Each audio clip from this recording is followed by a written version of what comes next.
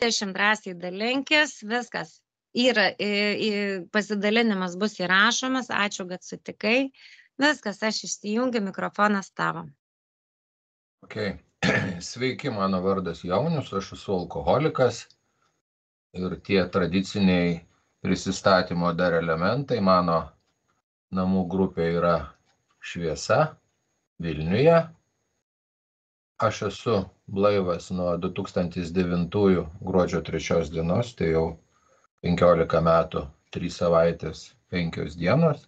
Ir dar vienas svarbus dalykas, kurį aš visą laiką pažymiu, draugijoje aš turiu globėją. Globėją žmogų, kuris man padėjo dirbti su programa, įgyti žingsnių patirtį ir tada jau paleido į laisvą gyvenimą.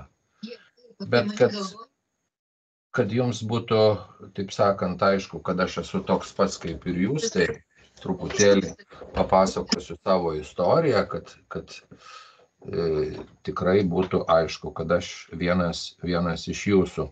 Tai gimiau Vilniuje prieš 66 su trupučiu metų. Gimiau normalioj vidutiniai šeimoje, mama buvo universiteto dėstytoja. Tėvas buvo, kaip pavadinčiau, vidutinės grandies vadovas. Po 4,5 metų man atėjus į pasaulį. Pasaulyje atėjo mano broliukas jaunesnis.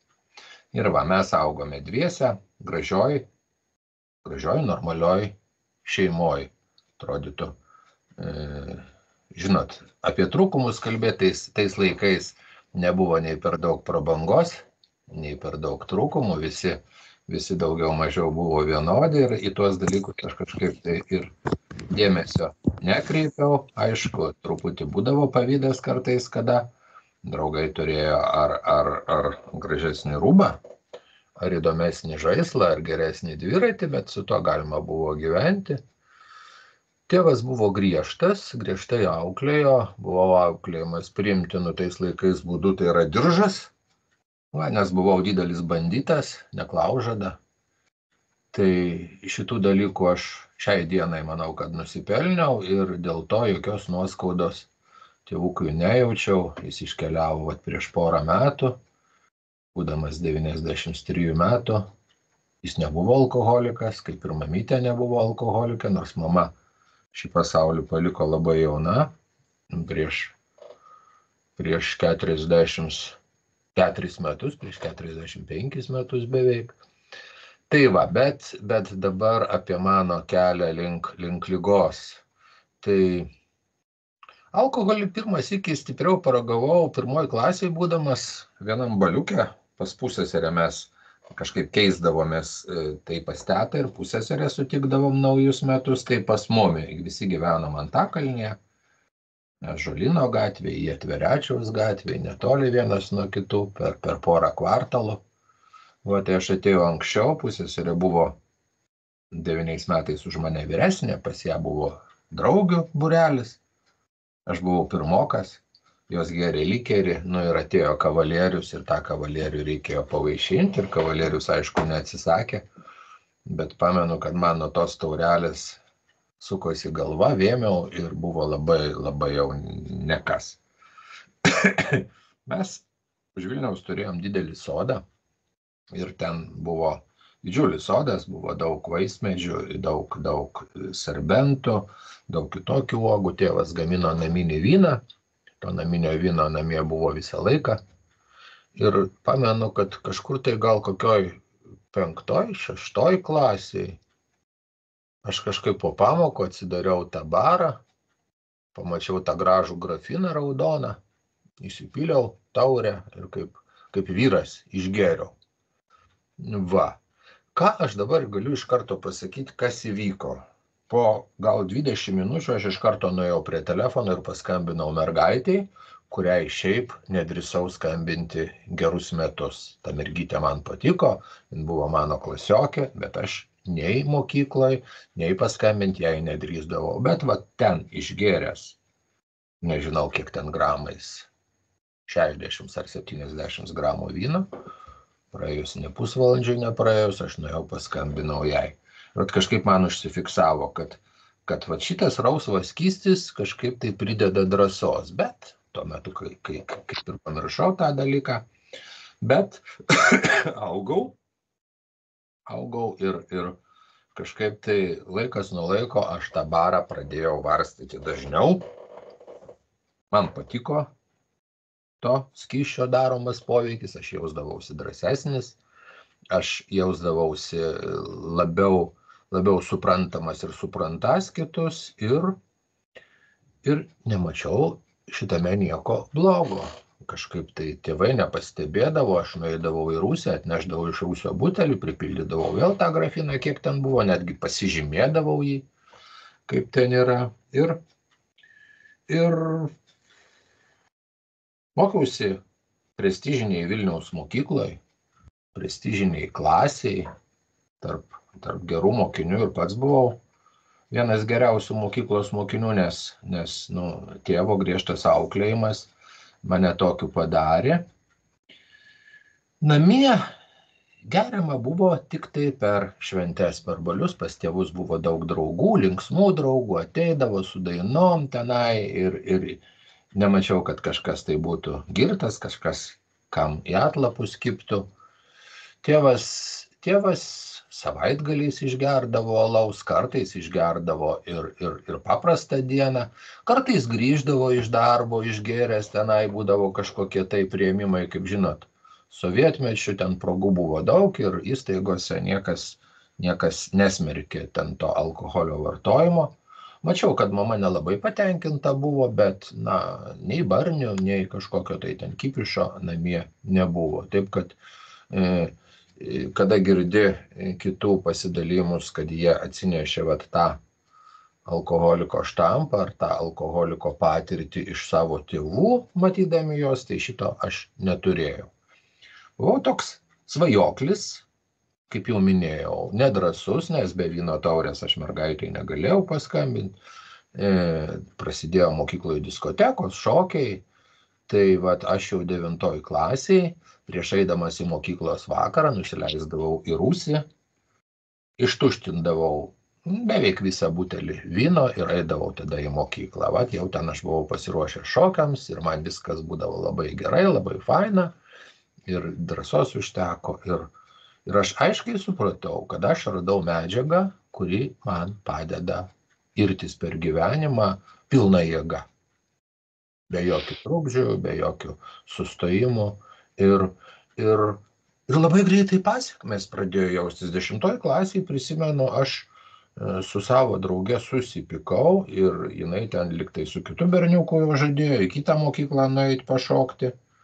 Tai aš pamenu, kad aš išgėriau gal 2 butelius vyno, atėjau į mokyklą, į tą vakarėlį ir dar ten prisigėriau, kadangi tuo metu mes mokykloje ir per vakarus ten buvo 2 tokios grupės, kurios pagrodavo ir aš toj vienoj grupėje grojau, bet jie jau pasakė, kad sakė, jauniuk negrosi, pasodino mane tenai scenos kampe už klepo, ir aišku mane supykino, aš ten apsivėmiau, ėjau į tualetą nusiprausti ir kažkaip tai beeidamas iš to salės aktų, bet tarp šokančių, kažkokį tėvą pastūmiau, jisai pargriuvo, budėdavo tada tėvai per tas diskotekas ir nuėjau į tualetą.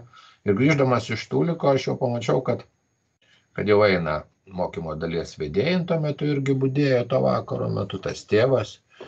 Už manęs ėjo mano kitas klasiokas, jis buvo toks iš tų tokių neigiamųjų.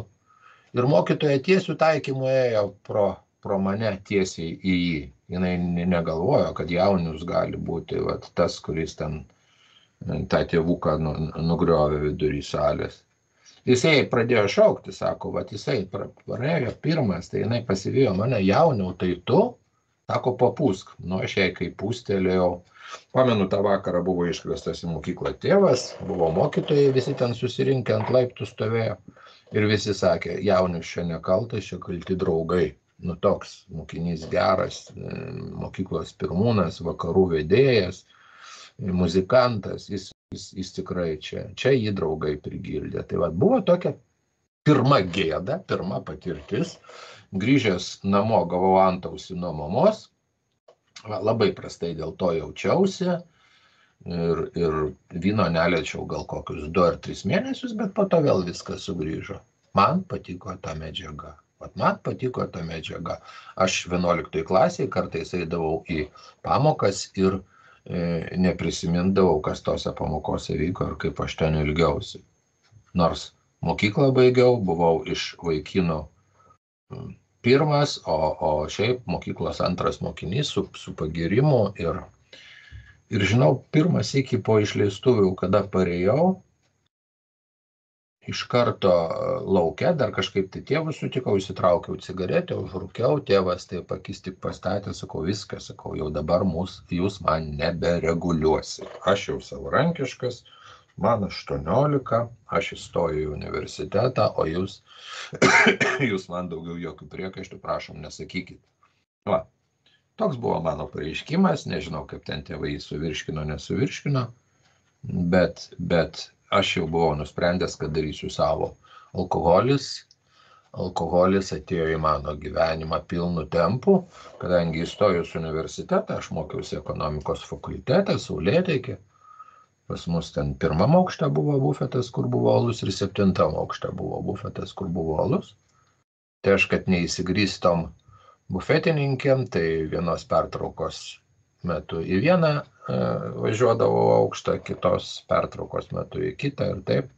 Kiek ten tų paskaitų buvo, aš vis pyliausi į save tą skystą duoną.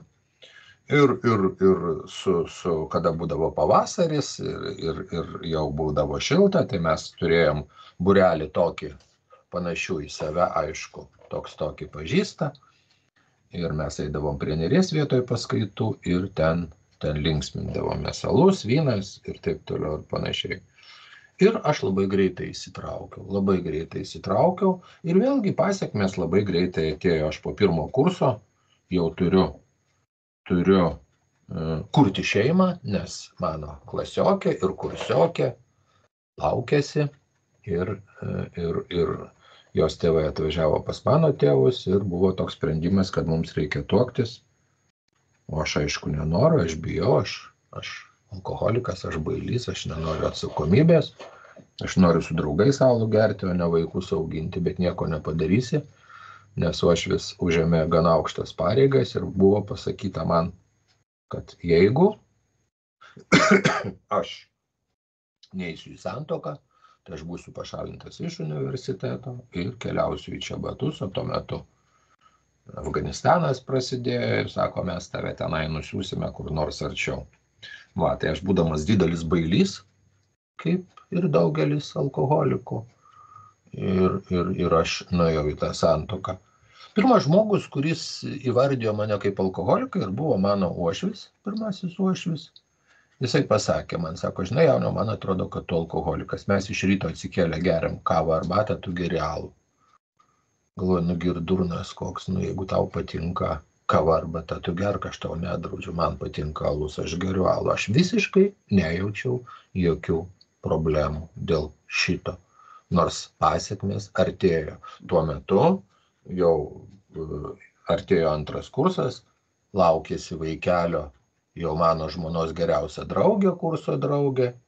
Va, ir vat tokia neatsakomybė darė jovalą gyvenime, aš pastoviai buvau baimė, aš pastoviai buvau netikrume, aš pastoviai buvau kažkur tai bėgau nuo savęs ir nuo šito pasaulio. Ir visus tos pabėgimus man padėjo daryti alkoholis. Jis labai greitai pasidarė mano valdovu ir šiai dienai aš sakau, kad aš pilnai susiformavęs alkoholikas jau buvau 20 metų, aš be jo negalėjau.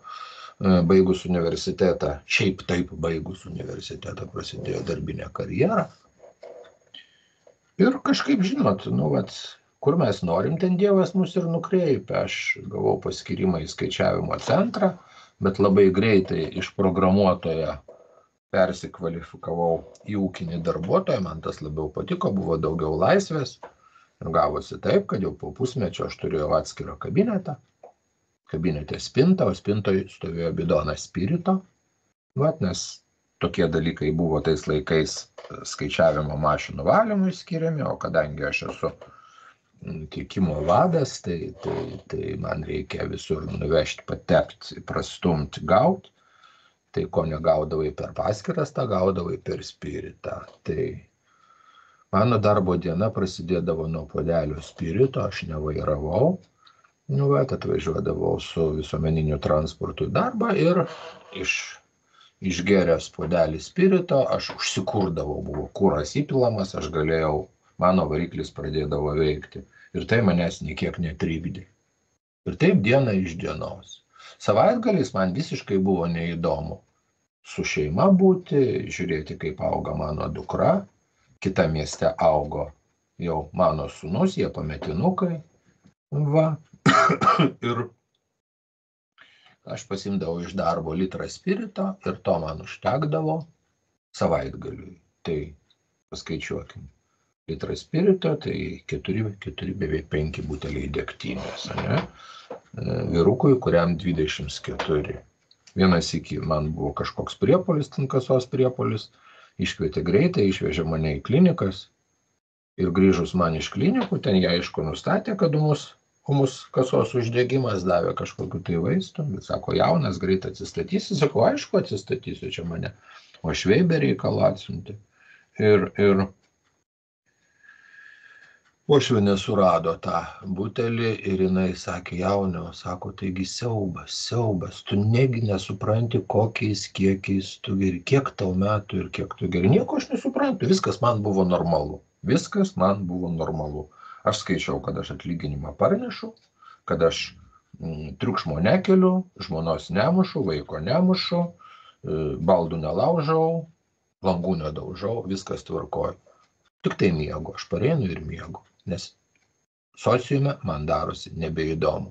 Pas mane dingo draugai ir iš tikro, tas gyvenimas su tokiais kontroliuojančiais uošviais man nepatiko, aš padaviau skyrybom, susiradau prieš gerą pusmetį Anapilin iškeliavo mano mama, kuri irgi aišku matė mano alkoholizmą ir labai dėl to pergyveno ir aš suprantu, kad jos ligos ir mirties priežastis buvo mano tas ankstyvas alkoholizmas. Ir aš faktiškai nebeturėjau žmonių, į kuriuos galėčiau atsiremti. Tėvas daugiau buvo kažkaip tai dėl brolio pergyveno, brolis buvo normalus, viskas su juo buvo tvarkoj, o aš kažkaip tai jaučiau, kad aš atsidūriau nuošaliai ir tas buvimas nuošaliai, vėlgi man buvo pateisinimas, kodėl aš geriu, man sunku, aš geriu. Pateisinimų aš visą laiką surasdavau. Gavom premiją, atostogos, čia draugai, čia tas, aš alkoholikas, pateisinimus aš surasiu visą laiką labai greitai ir viskas bus pateisinta. Tai skyrybos reikėjo keisti darbą, nes dirbau sistemoje, kurioje vienas iš vadovų buvo mano jau dabar ex-uošvis, perėjau į kitą skaičiavimo centrą. Ir jeigu šitam skaičiavimo centre mano buvusioje darbovietėje, tai pas mane spintoje stovėjo bidonas spirito, tai ten buvo respublikinis skaičiavimo centras ir man buvo sandėlys pavaldus, aš buvau skyriaus viršininkas.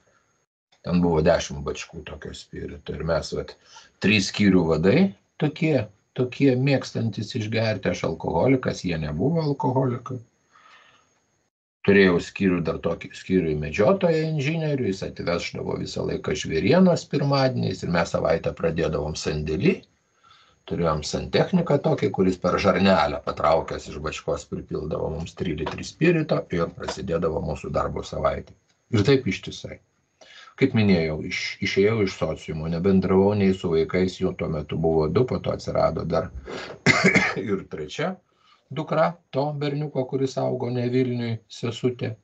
Man 25 metai, pas mane 3 vaikai ir aš visiškas alkoholikas. Prasidėjo darytis problemos darbe, vienas iki pasikvietė mane direktorius, sako, tu nuostabus darbuotojas jauniau, sako, tu per daug geri, per daug geri, gerai. Žinot, ašgi išdidus, aš iš karto pasakiau, kad aš susirasiu kitą darbą, taip ir padariau ir pakeičiau kardinaliai taip sakant, sistemą iš skaičiavimo centro, nuėjau dirbti pas kino žmonės, pas bohemo žmonės, ten man patiko.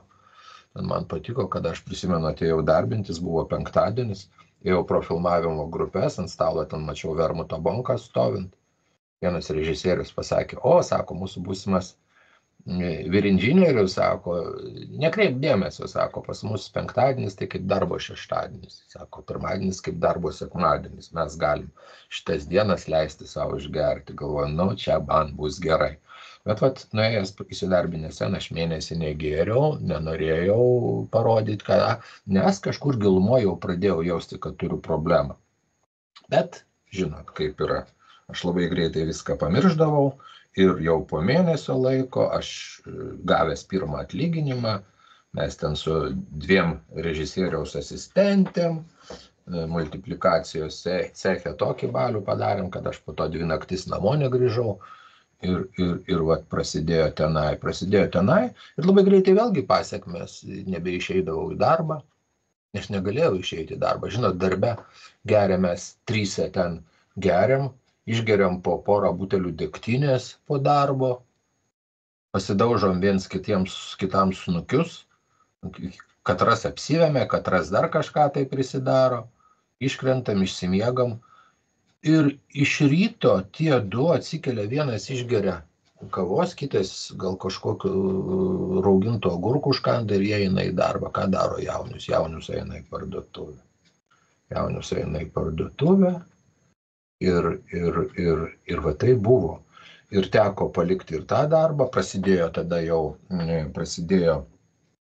perestroika to Gorbačiovo, pradėjo kurtis kooperatyvai, kadangi visą laiką dirbau su tiekimu, turėjau labai didelių ryšių Sovietų Sąjungoje tuometiniai ir kūrėsi kooperatyvai, darė visokius vimpelus ir paveiksliukus, o aš spaudos komiteto sistemoje esu dirbęs tose skaičiavimo centruose, taip kad ryšiai pas mane buvo ir su poligrafiniais dažais, ir su popierium.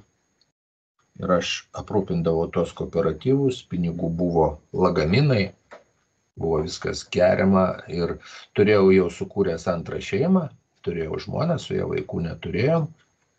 Tai aš pamenu labai gerai jos žodžius, sako, jauniau, sako, tu pareini namo girtas ir miegi. Aš jai sakau, tai klausyk, kodėl tu nepatenkinta, ašgi tylus, ramus, aš pareinu ir miegu. Tai sako, bet tavęs tai nėra gyvenime, tavęs nemato tavo tėvai, tavęs nemato tavo brolis su šeima, tavęs nemato tavo vaikai, tavo draugų tu nebeturi. Bet man tai atrodė normalu, tiesiog tai buvo mano gyvenimo būdas. Jis buvo pakankamai pilkas, spalvų nebebuvo ir aš kažkaip tai, kaip tokį jungą, aš vilkau. Ir žinojau, kad išgersiu ir man pagerės, trumpam pagerės. Žinojau, kad tai bus neilgai, bet kitokio kelio aš nemačiau gyventi šitam gyvenime.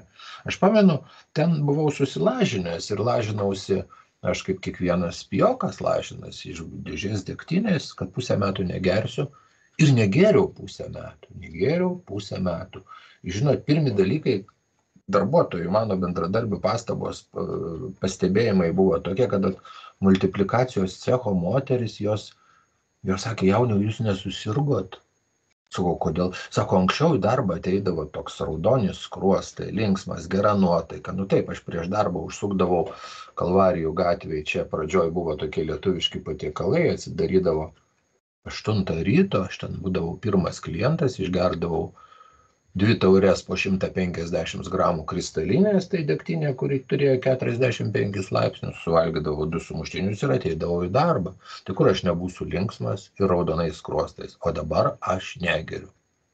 Bet aš negeriau tą 5 metų. Už tai, gavęs tą dėžę degtinės, iš karto ją apiforminau, 2 savaitės neišėjau į darbą, buvo didelis svarstymas, visas kolektyvas sieną mūrų stojo už mane, kad jaunius susitvarkys. Žinot, po to svarstymo direktorius pasakė, viskas, paskutinis perspėjimas, kolektyvas stojo už tave ir viskas tvarkojo.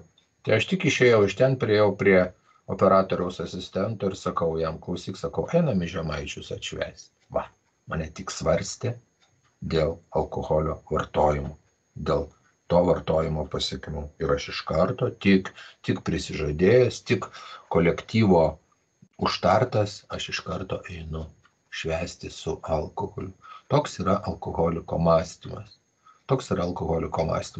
Galų gale teko palikti tą darbą, tie kooperatyvai,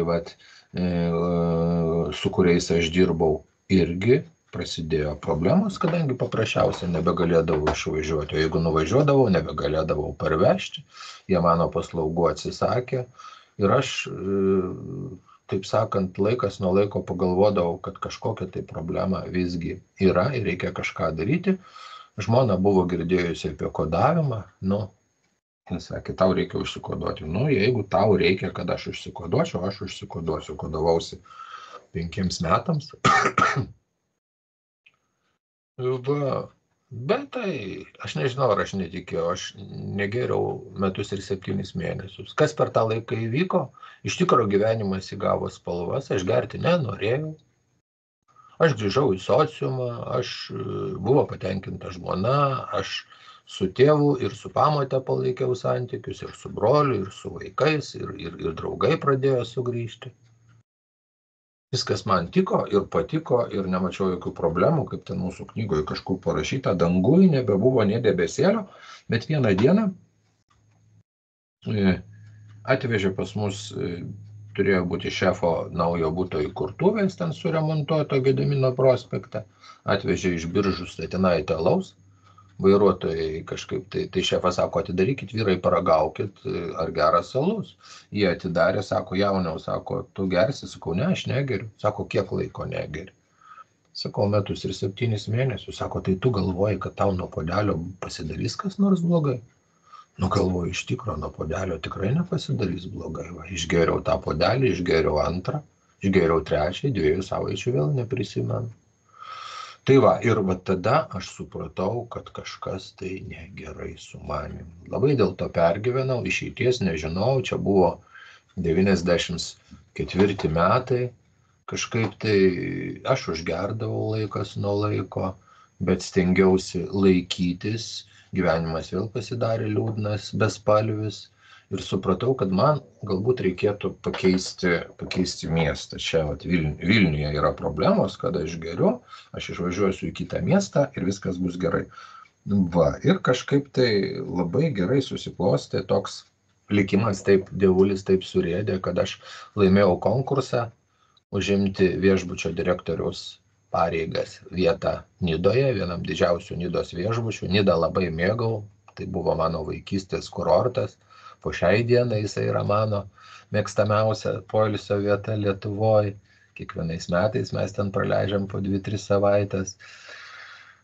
Tai aš galvoju, išvažiuosiu į Nidą ir viskas bus tvarkoj, bet bijojau važiuoti. Sužinojau, kad Vilniuje yra toksai narkologinis dispanseris, ir jame gydomi alkoholikai. Vadinasi, jos ten pagydo, mano tokia logika buvo. Ir aš užsirašiau ten konsultacijai. Pamenu, kad prieš išvažiuojant tą dieną, kai turėsiu važiuoti, aš einu į konsultaciją. Papasakoju gydytojai, kad kada išgeriu negaliu sustoti, kad geriu daugiadienėmis, kad nebėra atsakomybės jausmo. Viską kaip su manim buvo, taip ir susakiau, kad gyvenimas bespalvis, išgeriu truputį spalvos atsiranda ir vėl prapuola, reikia dar ir prasideda daugiadienės ir aš tam užsuktam rate ir sakau, turiu išvažiuoti, dirbti į kitą miestą ir bijau, duokite man vaistų. Mačiau, kad jinai ant tos mano kortelės užrašė alkoholizmas kokią tai stadiją. Jis man pasakė, sako, žinai, tu sergi alkoholizmu ir nuo šitos ligos vaistų nėra. Galvoju, pusmil, tai čia 95 metai. Lietuva jau tiek metų nepriklausoma, 5 metai eina nepriklausoma Lietuva, jums dar kyšio reikia šičia tokioj sušiktoj ligoninėje, kad vaistus išrašytumėt. Aš sakau, žinot, aš turiu, tetą Amerikoje. Jeigu čia Lietuvoje nėra tokių vaistų, tai sakau, Amerikoje tai tikrai yra. Sako, nėra ir Amerikoje.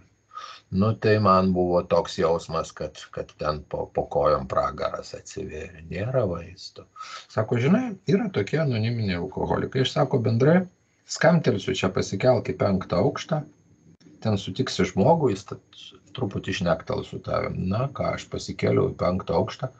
Mačiau ant durų užrašytą Minnesotos programą, galvoju, čia dar kas per cūdai. Mačiau, kaip žmonės iš ten pro duris leidosi, jie ten ėjo į valgyklą su tokiom kortelėm, visi šviesus, gražus ir galvoju, čia kažkokie tai monai, cūdai. Va, atėjo tas žmogus, sako, reikėtų, pašnektelėjom truputėlį, sako, tai gulkis į Minnesotos programą. Sakau, negaliu, sakau, išvažiuoju į Nidą, kada išvažiuoju? Sakau, šiandien, vat, mums į paskutinį keltą su akcininkais reikia suspėti. Tai mes, sako, apie 8, pusę 9 išvažiuojam, kad ant 11 kelto suspėti.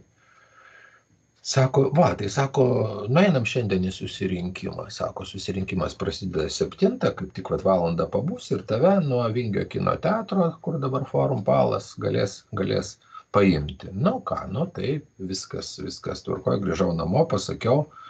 Tai va, tai tas žmogus laukia manęs troleibuso stotelėje, mane atlydėjo žmona, tai va, tas žmogus ėjo priekį, aš per vidurį, jinai iš paskos, tai buvo 1995 vasario 14. Aš nusileidau į tą rūsį, ten buvo, grupė vyko tokiais slėptuvėje nuo bombardavimo, toj priemeniai, tam priebutyje, tam nieko nesimatė, ten buvo rūkoma, mačiau, keli vyrai sėdėjo už stalo per tos dūmus, mačiau, lošė domino, keli šachmatais, vat, pamačiau ten keletą muzikantų iš muzikos pasaulio, aha, galvoju, čia yra savų, viskas tvarkoj. Ir įžengiau į kitą kambarį. Tam kitam kambarį buvo šviesu, nebuvo dūmų, buvo gražūs žmonės, jie visi buvo blaivus. Dauguma vyrų, keletas moterų, jie buvo blaivus. Ir aš supratau, kad čia yra kažkas tai tokio. Va, tai pabuvęs tam pirmam susirinkime, toj vienoj daly, aš nieko ten per daug nesupratau, bet supratau, kad man gerti negalima ir nuvažiavęs į Nidą, sekančią dieną labai skambiai pareiškiau, kad šitam viešbutyje gerima nebus. Tik tai restorane, aišku, svečiai, tai pasakojo po to, kad moteris iš buhalterijos iš seifų kraustė šampaną, nešė į namus, nes jau gavom šefą Cerberį. Bet tas šefas Cerberis, tiesa, tas žmogus iš Minnesotos programos man į pagalbą sakė, va, turiu vaikiną, kuris baigė Minnesotos programą ir paimk tu jį kartu, gal ten įdarbinsi, darbą kokį turėsi, jis neturi darbo, neturi namų, va, ir tau bus paspirtis, jūs kartu važinėsit į susirinkimus į Klaipėdą. Nu ir mes tai padarėme, mes kelis sykius važiavome į Klaipėdą, į Garstyčių sėklą, į susirinkimus, bet žinot, iš Nidos 50 km keltas, atgal 50 km. Kam to reikia didelis, mes ir taip išsilaikysim. Pas mane viešbutyje buvo rūkykla, atneždavo ta žuvies rūkytojas man į kabinetą karšį, pas mane toks didelis prezidiumo stalas padeda tą karšį. Mes sėdime iš abiejų pusių du alkoholikai, valgom karšį ir su Pepsi-Cola užsigeriam. Nu, vaizdelis nekoks visiškai, nu, bent be alkoholinis alus. Tai va, atsirado be alkoholinis alus, po poro savaičių atsirado alkoholinis. Po 2 mėnesių man teko nutraukti kontraktą, dar po 2 mėnesių jam teko nutraukti kontraktą ir aš nuleidęs galvą grįžau į Vilnių. Šiai dienai suprantu, kad Nidoj mane pasitiko tas pats jaunis su ta pačia problema.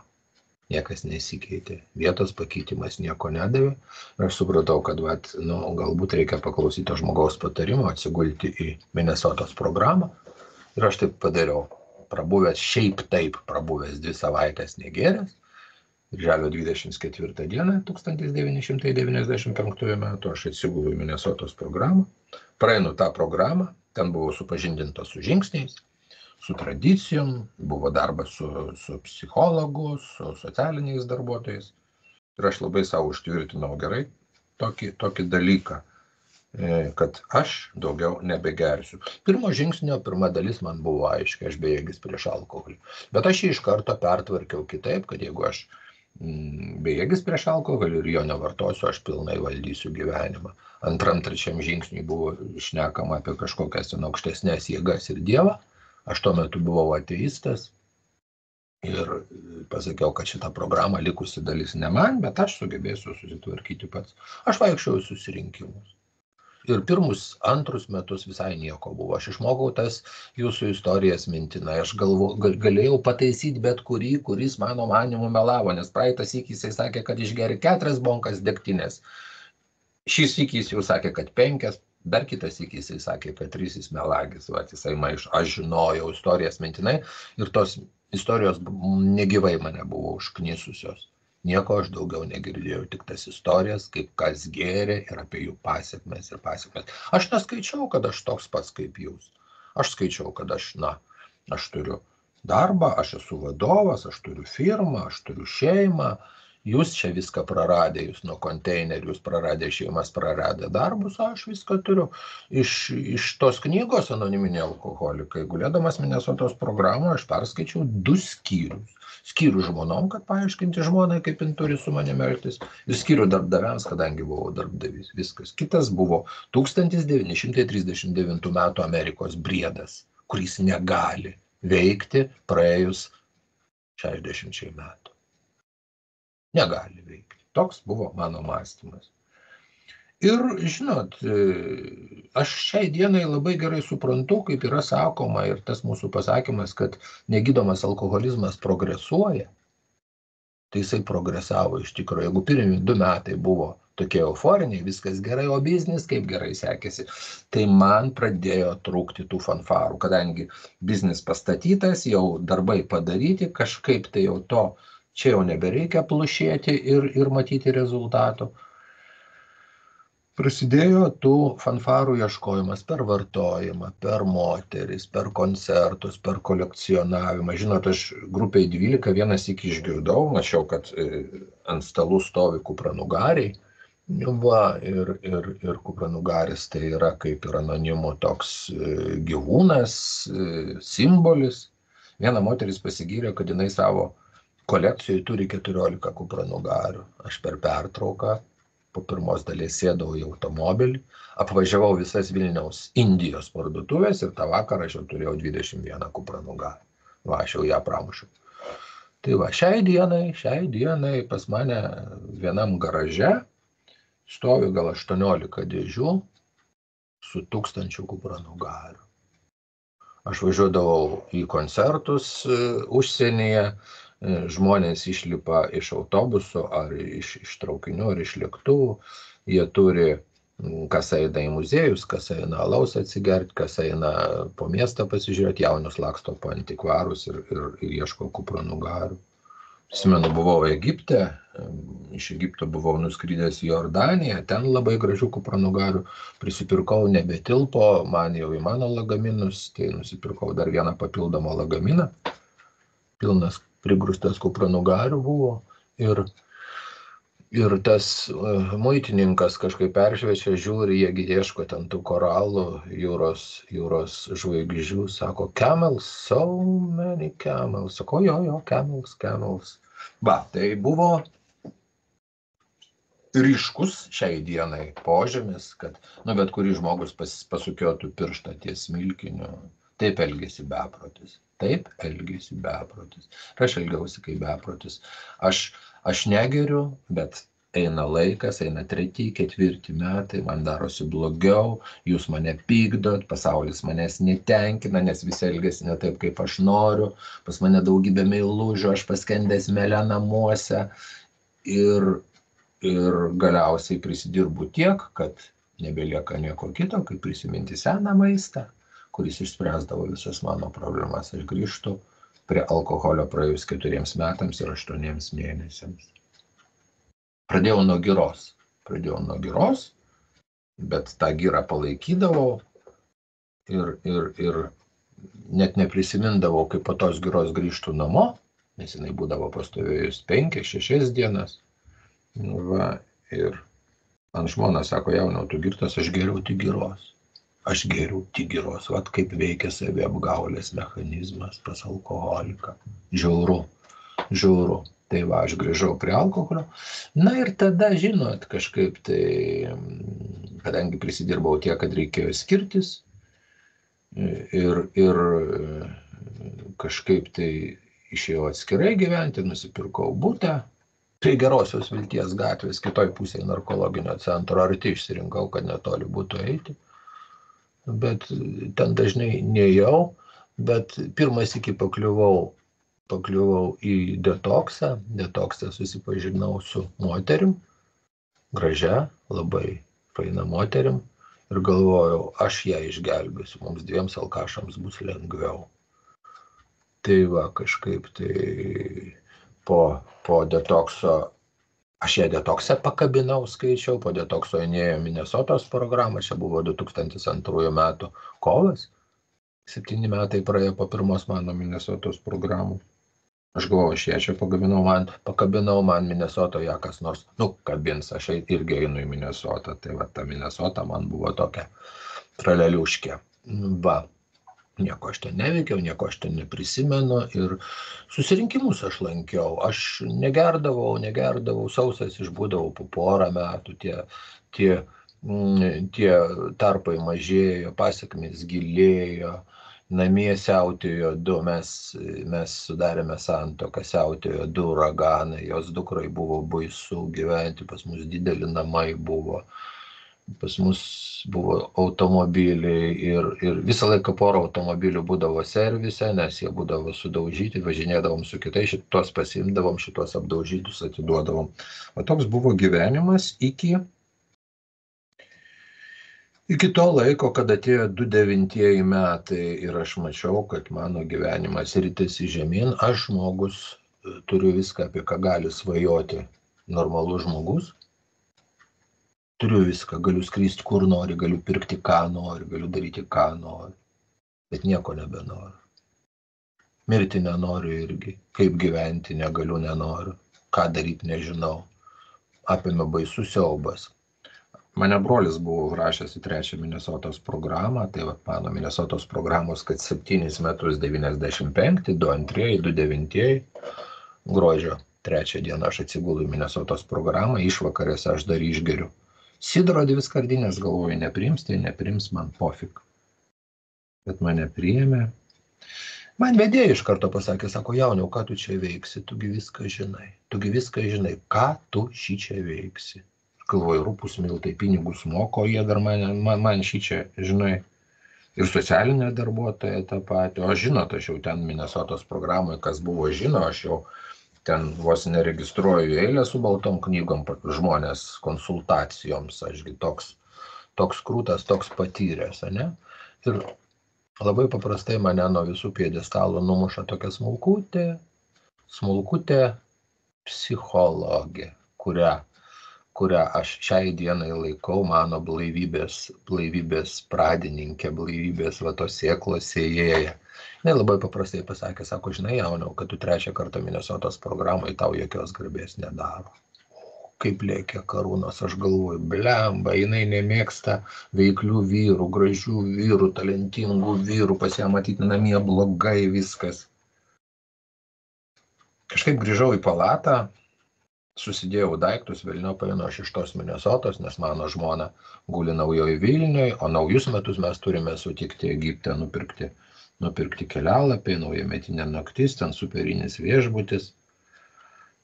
Ir viskas griūna, bet tarsi pamačiau save iš šono.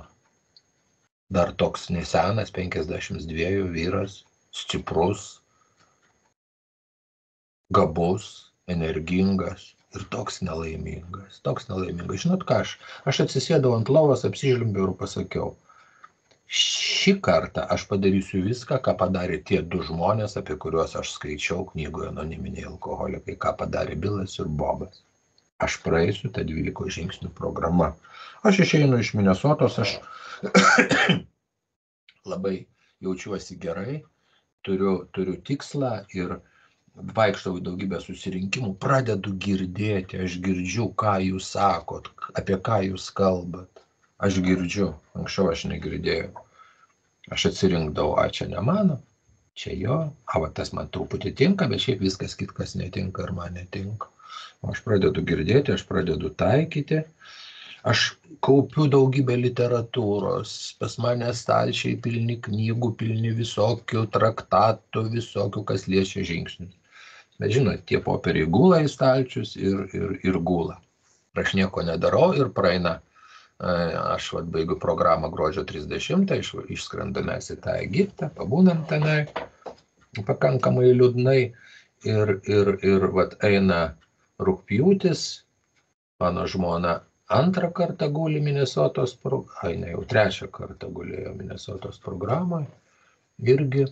Ir vilčių daug nėra. Ir aš kažkaip tai jinai išeina iš Minnesotos ir mes važiuojame į Aukštaitijos regioną. Tuo metu paskutinį kartą Palūšėje įvyko vasaros stovykla. Aš važiuoju į tą stovyklą.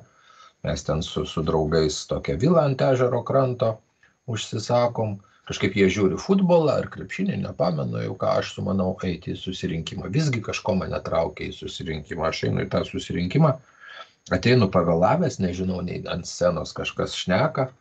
Einu sėstis, sėdi mūsų įkūrėjas Romas. Sako, sėsk čia, jauniau. Atsisėdu aš šalia jo. Kažkaip tai nejaukiai jaučiuosi, bet Romas pakvietė, reikia sėdėti šalia jo, reikia ramiai sėdėti. Kalbėtojas baigė kalbėti, jisai man taip į petį sako, eik dabar tu pasidalink. Aš net nežinau kokią temą. Sako, kokią temą?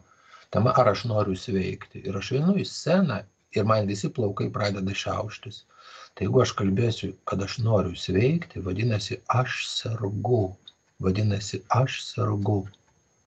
Man reikėjo 15 metų, kad aš būdamas AA suprasčiau, kad aš sergu. Aš nežinau, ką aš kalbėjau.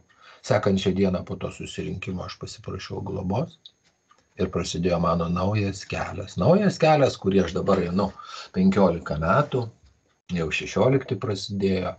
AA kelias ir šitam kelyje aš esu laimingas, džiaugsmingas, laisvas. Aš turiu kitą šeimą, gyvenu su sveiku žmogum, buvo sudėtinga išmokti gyventi su sveiku žmogum.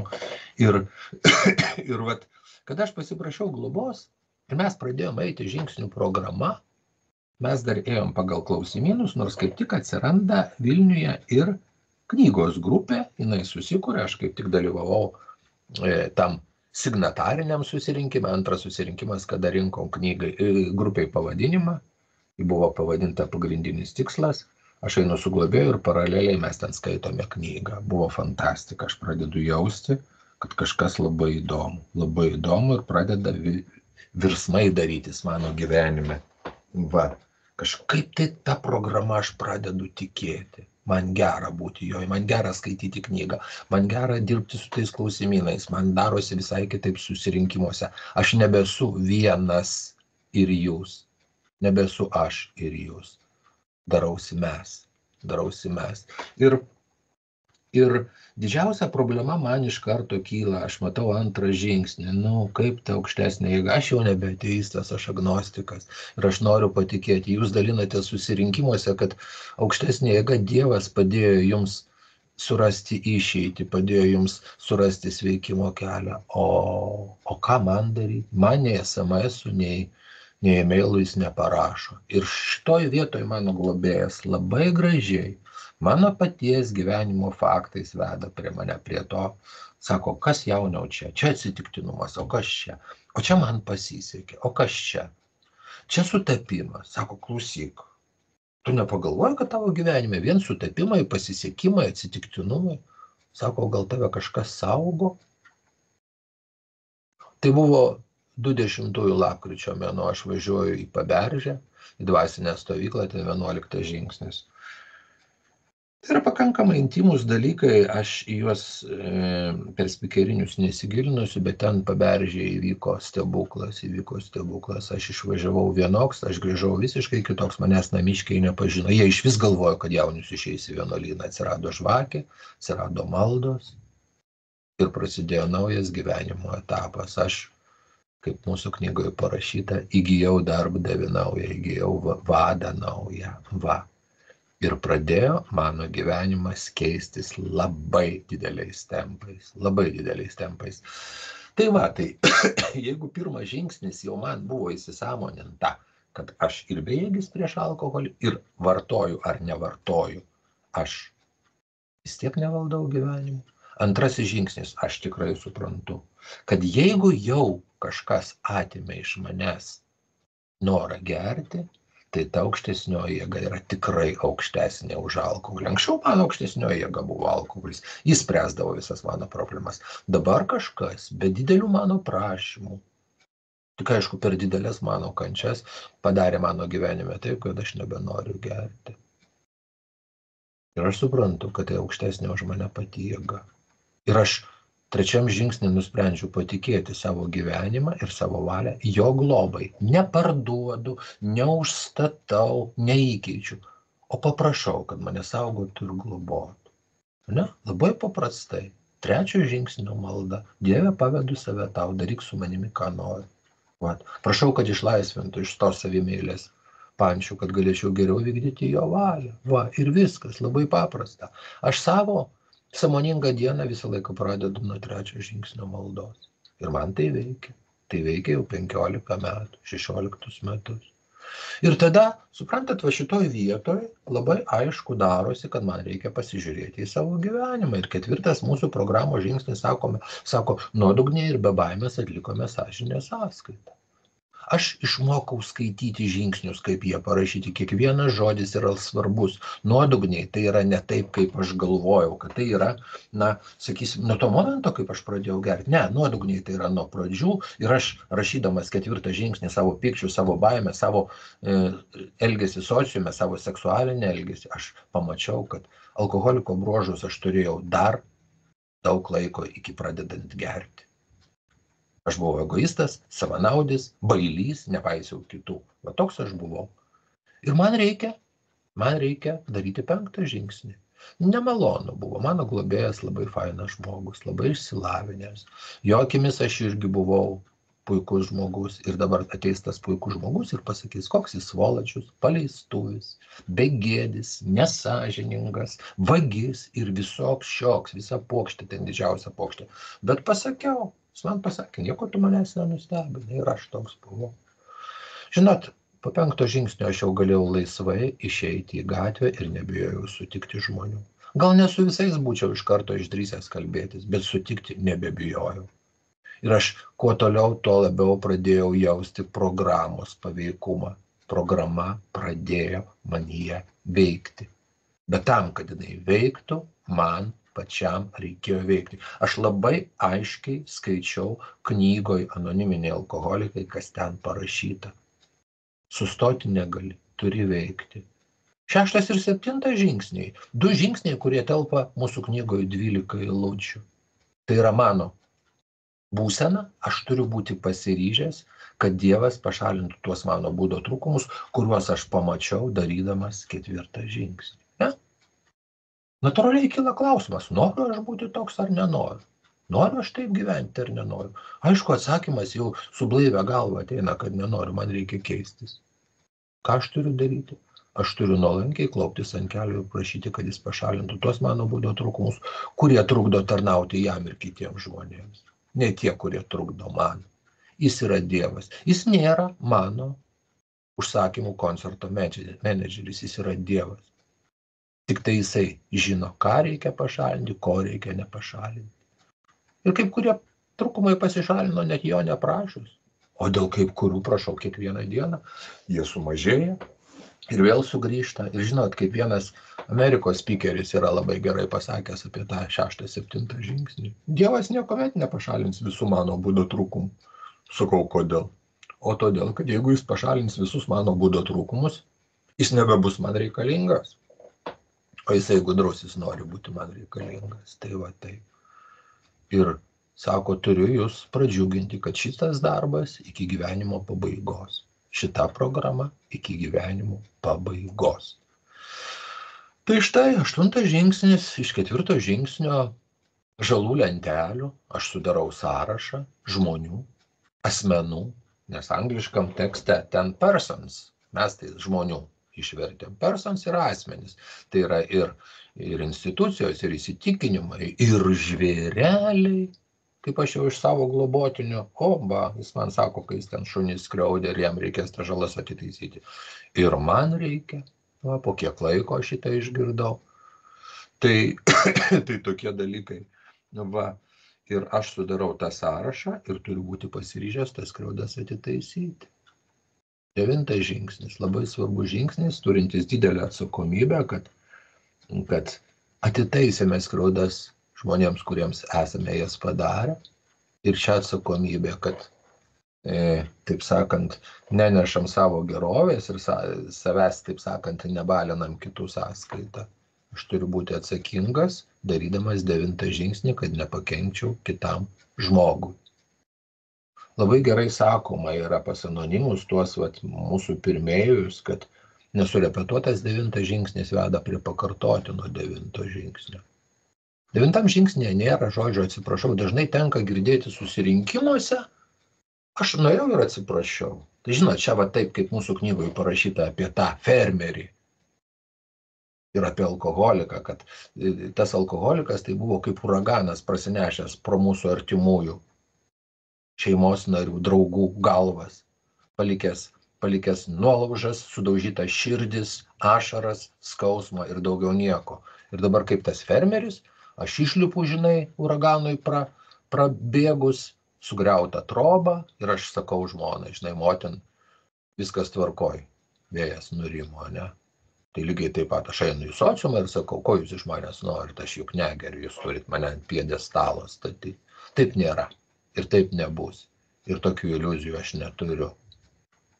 Aš turiu atitaisyti padarytą žalą. Aš einu pagal tą žmogų ir pasakau, ką aš padariau jam blogo. Ir vienintelį klausimą, kurį aš jam užduodu, tai paklausiu, kaip aš galiu sumažinti tavo skausmą, kaip aš galiu tą žalą atitaisyti.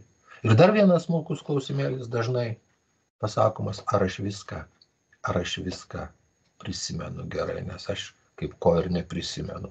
Tai va, tai 9 žingsnis ir po 9 žingsnio eina tie įžymieji pažadai, kuriuos mes dažnai skaitome, daugelis grupių skaito susirinkimų pabaigoj. Va, nors kiekvienas žingsnis turi pažadus, reikia tik mokėti juos surasti. Tai va 9 žingsnio pažadai ir man tam senajam vertime 92 metų lietuviškoje knygoje man labiau patinka tekstas, ne iš naujo pažinsime laisvę ir laimę, bet mes pažinsime naują laisvę ir naują laimę, nes tas senasis mano supratimas buvo nekokis. Aš pažinsiu naują laisvę ir naują laimę ir iš tikrųjų aš ją pažįstu. 9 žingsnis nuostabus. Žinot, aš ant savęs nejaučiau tokios euforijos, bet kokias euforijas aš girdžiu iš savo globotinių, kada jie skambina man ir sako apie 9 savo jetus.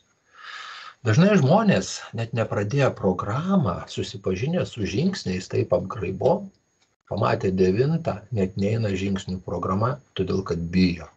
Žino, kad reikės daryti 9. Bet 9 yra tik 9. Tik 9 žingsnis, ta pusiaukelė, nors atrodo 9, bet mes ten kalbame pažaduose apie pusiaukelę. Taip, tai iš tikrųjų pusiaukelė. Tai yra darbiniai žingsniai padaryti ir lieka 3 kasdieniai žingsniai, 10, 11, 12. Tai va, jie bijo daryti tą 9, todėl kad bijo atsakomybės. Tai aš jiems labai ramiai sakau, chebra, jūs palaukit, jūs praeikit pirmus 8 ir tada jau sakysit, bijot ar nebijot. Ir iš tikrųjų, stebuklingas žingsnis, vyksta stebuklai tų žmonių gyvenimus. Aš turėjau nemažai globotinių ir pas juos daugybė stebuklų. Programa daro stebuklus. Mes susitvarkome 9 žingsnio pagalba, mes susitvarkome savo kelio pusę, kitą pusę tvarko Dievas. Čia jau ne mano reikalas. Aš nenueinu pas žmogų atitaisydamas klaidą, prašyti pas jį išmaldos, kad jis man atleistų. Mano vaikai man niekuomet neatleis, kad jie augo be tėvo. Bet šiai dienai 9 žingsnio dėka mūsų santykiai yra puikus. 9 žingsnio dėka. Nežinot, jeigu aš pasakysiu atsiprašau, ta žodis, žinai, aš ateinu pas tave ir sakau atsiprašau, aš tarsi tave įpareigoju. Nu, aišku, tu pasakysi, aš ant tavęs nepykstu. Nu, ant tokio pykt negalima, kuris taip elgiasi. Tiesiog tokį belieka pagailėti. Aš nepykstu, bet kaip aš jausiuos? Ar aš jausiu kažką? Nieko aš nejausiu. Neveikia ta žodis atsiprašau. Atsiprašau galima sekančiam žingsnį. Tai vat 3 paskutinieji žingsniai, 10, kad nuolatos stebėjome save ir jeigu būdavome neteisūs, toj pat prisipažindavome klydę. 2 labai svarbų žodžiai žingsnėje nuolatos, tai ir reiškia nuolatos. Ne kartą per dieną, ne kartą per mėnesį, nuolatos. Tai yra, kol aš sąmoningas, aš turiu išmokti save stebėti. Sako, sunku taip. Viskas įmanoma, jeigu tu veiksi, jeigu tu taikysi, jeigu tu darysi. Aš pabandžiau, man nepavyko. Kiek tu sykių pabandėjai? Nu, porą dienų pabandžiau. Tai vat, kai porą metų pabandysi, galėsi sakyti, kad neveikia. Man reikėjo poros metų, kol aš išsiugdyčiau naujus poreikius, naujus įgūdžius, naujus įpročius. Tai yra darbas su savimi. Žinot, šitoje vietoje aš visą laiką labai akcentuoju tokį dalyką. Mes esame dvasiniai ligoniai. Vat fizinę pusę ir psichinę pusę mes suprantame. Ir jeigu mes būtumėm tik tai psichiniai ir fiziniai ligoniai, mums galėtų padėti gydytojai. Bet mes esame ir dvasiniai ligoniai. Dvasinės ligas gydo tik aukštesnės už mus pačius jėgų. Ir man dvasiniam ligoniai reikalinga dvasinė higiena. Su fizinė higiena pas mane viskas tvarko. Aš iš ryto atsikeliu, nusiprausiu, išsivalau dantukus, viską pasičiusiu, viskas su manim gerai. Kaip yra su dvasinė higiena? Kaip su malda? Kaip su meditacija arba su apmąstymais? Tai šiandien aš laiko neturiu, šiandien aš labai skubu, ne? Aš esu dvasinis ligonis. Ir po 10 ir 11 žingsnio yra labai mūsų knygoje labai geras perspėjimas. Ką mes šiandien turime? Tai kiekvieną dieną atidedama mirties nuosprendį su vienintelė sąlyga, jeigu palaikysime tinkamą dvasinę būseną. Jeigu nepalaikysiu, man bus šakės. Kaip dar knygoje pasakyta, visas 24 valandas per mane turi veikti tikėjimas, kitaip mes pražūsime. Dar vienas perspėjimas. Mažai man perspėjimų. Aš tikiu knyga Anoniminiai alkoholikai. Jis mane ištraukia iš visų iliuzijų, iš visų nesąmonių liūno. Aš be galo myliu šitą knygą. Aš daugybę kartų ją studijavau su globotėmis. Kaip kurias vietas aš žinau mintinai, kad aš visą laiką joje surandu naujų dalykų. Kaip viena Amerikos kalbėtoja, man teko dalyvauti tokiam simpoziume, jai šiai dienai virš 40 metų blaivybės, jinai sako, mūsų toj knygoje gyvena daug nykštukų, aš visą laiką randu naujų ir naujų dalykų. Lygiai taip pat yra su manim. Mes keičiamės. Mes blaivėjam, mūsų protas, mūsų galvos, kuo toliau, tuo labiau sveiksta ir mes pastebim, nes kaip kurių dalykų pradžioj tiesiog nepastebėjau. Tiesiog neįmanoma jų buvo pastebėti. Tokia yra mūsų knyga. Tai va, ir vėl grįžtu prie 10 žingsnio, taigi nuolatos tai yra nuolatos. Ir dar vienas žodelis, toj pat prisipažindau. Jeigu pridarau kažką, toj pat prisipažįstu klydęs. Šitas žingsnis leidžia man atsiprašyti. Pasakiau kažką negerai, padariau kažką negerai, apsisukau, sakau, aš neteisus, aš atsiprašau. Toj pat tai yra ne rytoj. Nes jeigu bus rytoj, tai jau man reikės daryti 9. Eiti ir atitaisyti padarytą žalą. Labai malonus tuos 9 žingsnius daryti? Tikrai nelabai malonu. Tai vat jie ir pratina mane 10 žingsnio pagalba, daugiau elgtis apgalvotai, daryti pauzes, sustoti kur reikia ir nepridaryti nesąmonių. 11 žingsnis. Malda ir meditacija siekiame stiprinti sąmoningą ryšį su Dievu, melsdami vien sugebėjimo pažinti jo valią, mums ir stiprybės ją vykdyti. Sąmoningas ryšys. Sąmoningas ryšys turi būti visą laiką, visas tas 24 valandas. Ne ryte ir vakare aš pasimeldžiau, o visą dieną aš jau be Dievo, ne? Visą dieną. Vėlgi aš turiu išsiugdyti įpročius. Tik tada veiks, patikėkit manim, tik tada veiks. Aš buvau tas nevernas tamošius, kuris viską neigiau. Kaip nors taip negali būti. Ne, viskas veikia. Metams bėgant veikia vis labiau. Vienas mūsų pirmieji irgi labai gražiai sakė, sako, aš visą laiką prašau, kad Dievas paimtų ir vestų mane paėmęs už abiejų rankų, nes jeigu paima už vienos, tai aš vis tiek suartausi už kažkokią tai stulpo, medžio, tvoros. Vat aš toks esu, tokie mes esam. Mums visą laiką reikia pasavivaliauti. Aš geriau žinosiu, žinai, aš pats. O tas aš pats, ne dabar, dar ne laikas.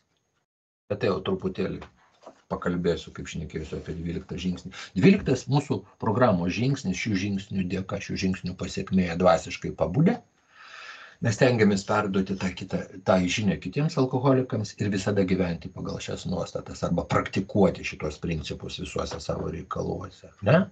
Tai vat ir skaitom vėlgi žingsnių tekstą, šių žingsnių dėka dvasiškai pabudę. Vadinasi, be žingsnių aš nepabūsiu, aš buvau užmygęs. Aš buvau užmygęs. Tik šių žingsnių dėka aš pabudau. Nors man atrodo, kad, žinot, tas dvasinis pabudimas tai tokia mistinė sąvoka.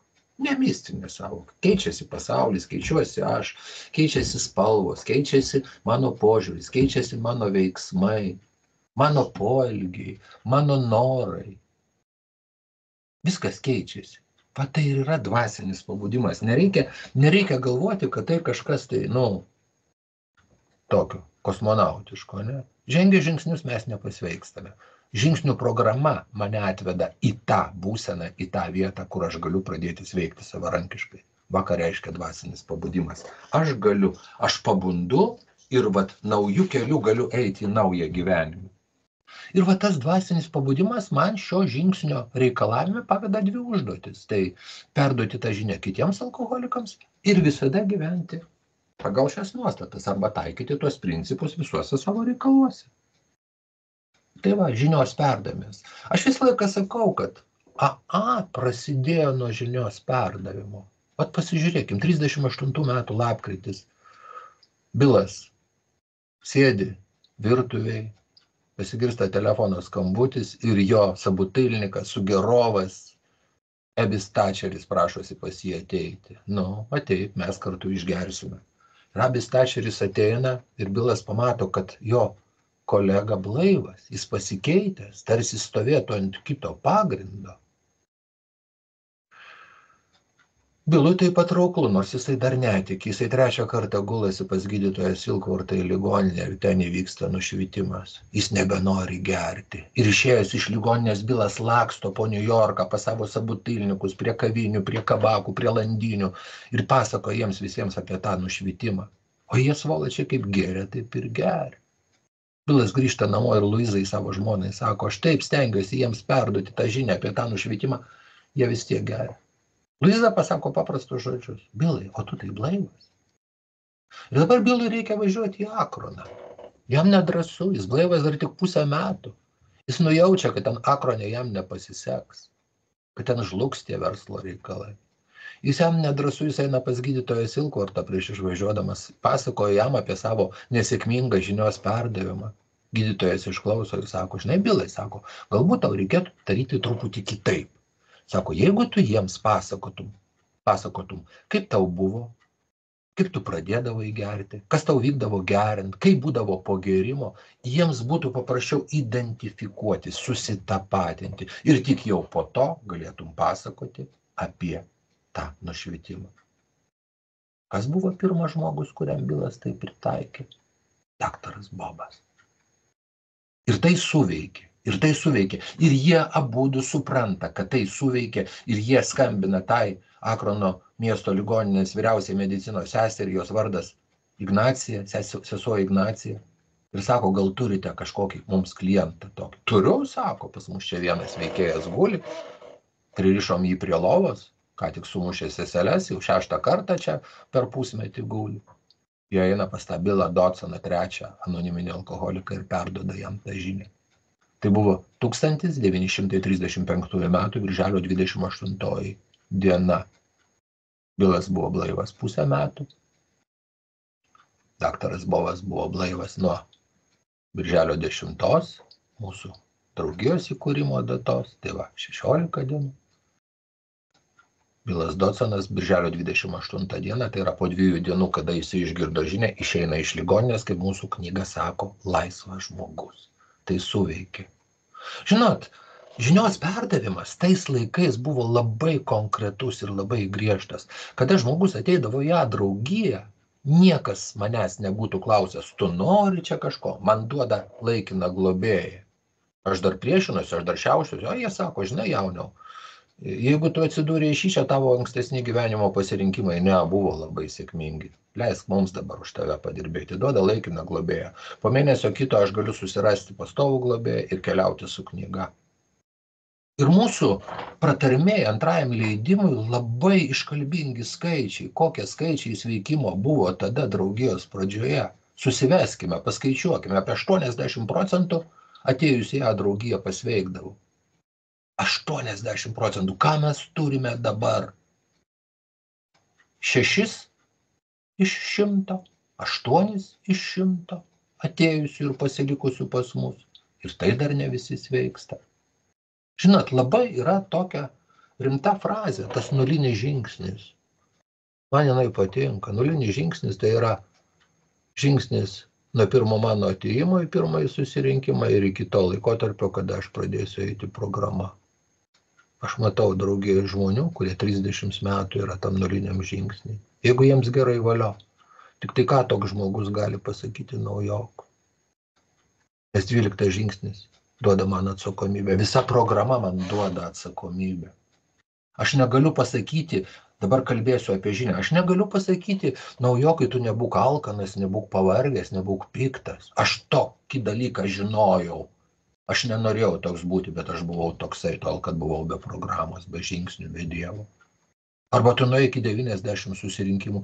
Vienas žmogelis mano grupėje sako, jis vos nesu ašarom, aš jauniau, atvaikštau 60 susirinkimų ir užgeriu. Sakau, kur tu ištraukiai tokį briedą? 90 susirinkimų. Kanadoje viena grupė sakė, sako, per metus po vieną žingsnį. Ne? Arba vėlgi girdi tokius dalykus, globot gali pradėti praėjus kokiai 10 metų tokią patirtį turėti. Ne? Tai aš jiems sakau, klausykit, jeigu Bobas su Bilu būtų taip galvoję, mes draugijos būtumėm neturėję. Programa jie ėjo čia ir dabar iš karto. Daktaras Bobas per 15 savo blaivių metų, nuo 1935 metų iki 50 metų, kai jis mirė, per 15 metų globojo virš 5000 žmonių. Tai yra daugiau negu po vieną per dieną. Todėl, kad globa žingsniais ėjo daug greičiau ir įmanoma tai padaryti. Mes dabar atskinamės, mes dabar po trupučiuką neskubėdami, valio, jeigu yra laiko. Bet jeigu žmogus stovi ant mirties slenksčio, aš turiu paskubėti.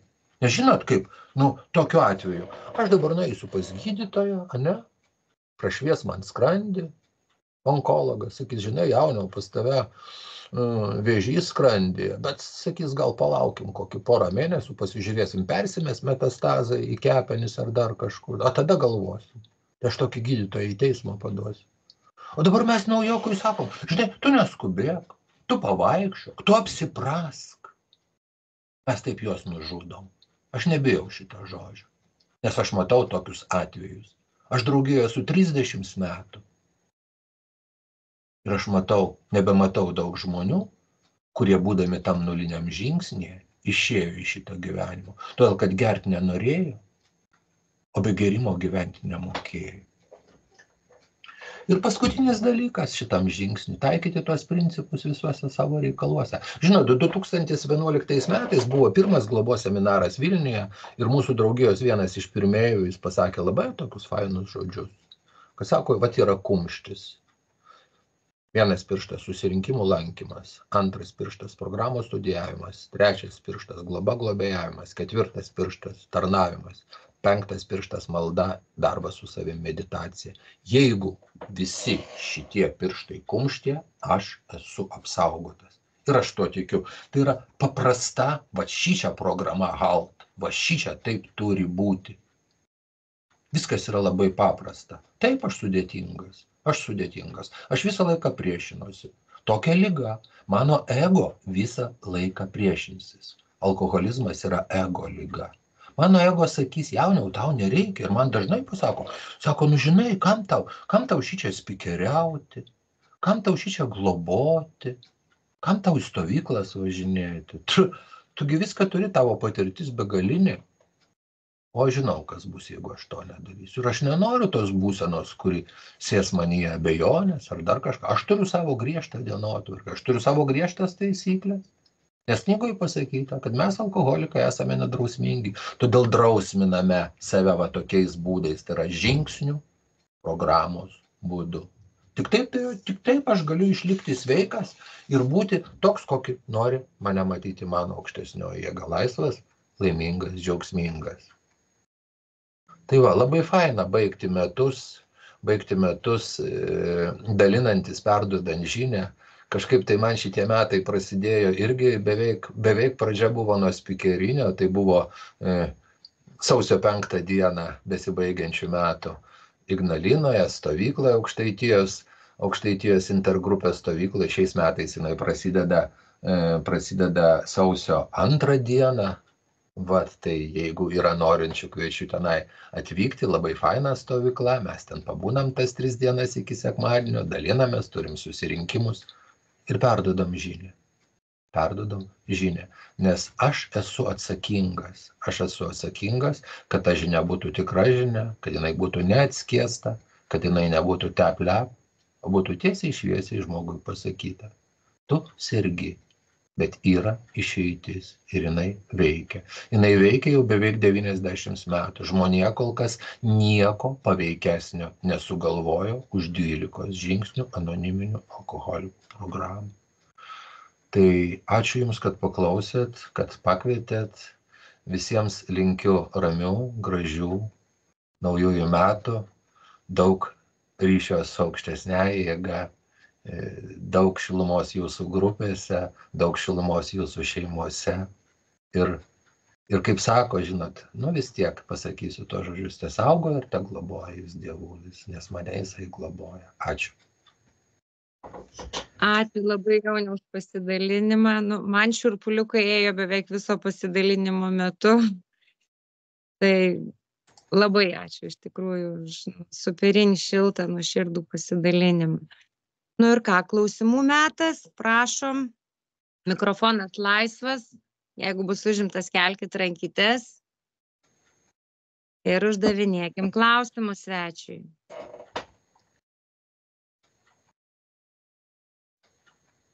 Prašau, Žilvinai. Sveikas, Jauniau. Sveikas. Žilvinas alkoholikas. Ačiū tau už pasidalinimą.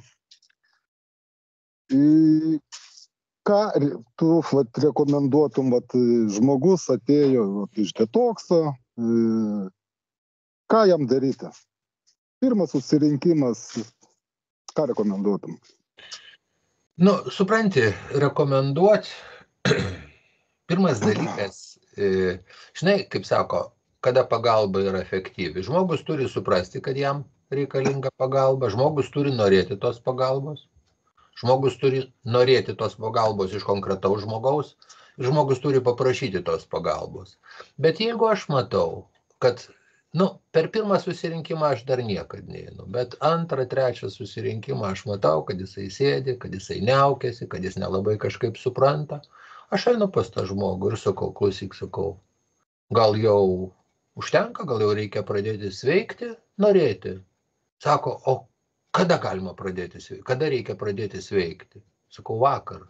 Kada reikia eiti į žingsnių programą? Sakau, vakar. Kuo anksčiau pradėsi, tuo geriau bus.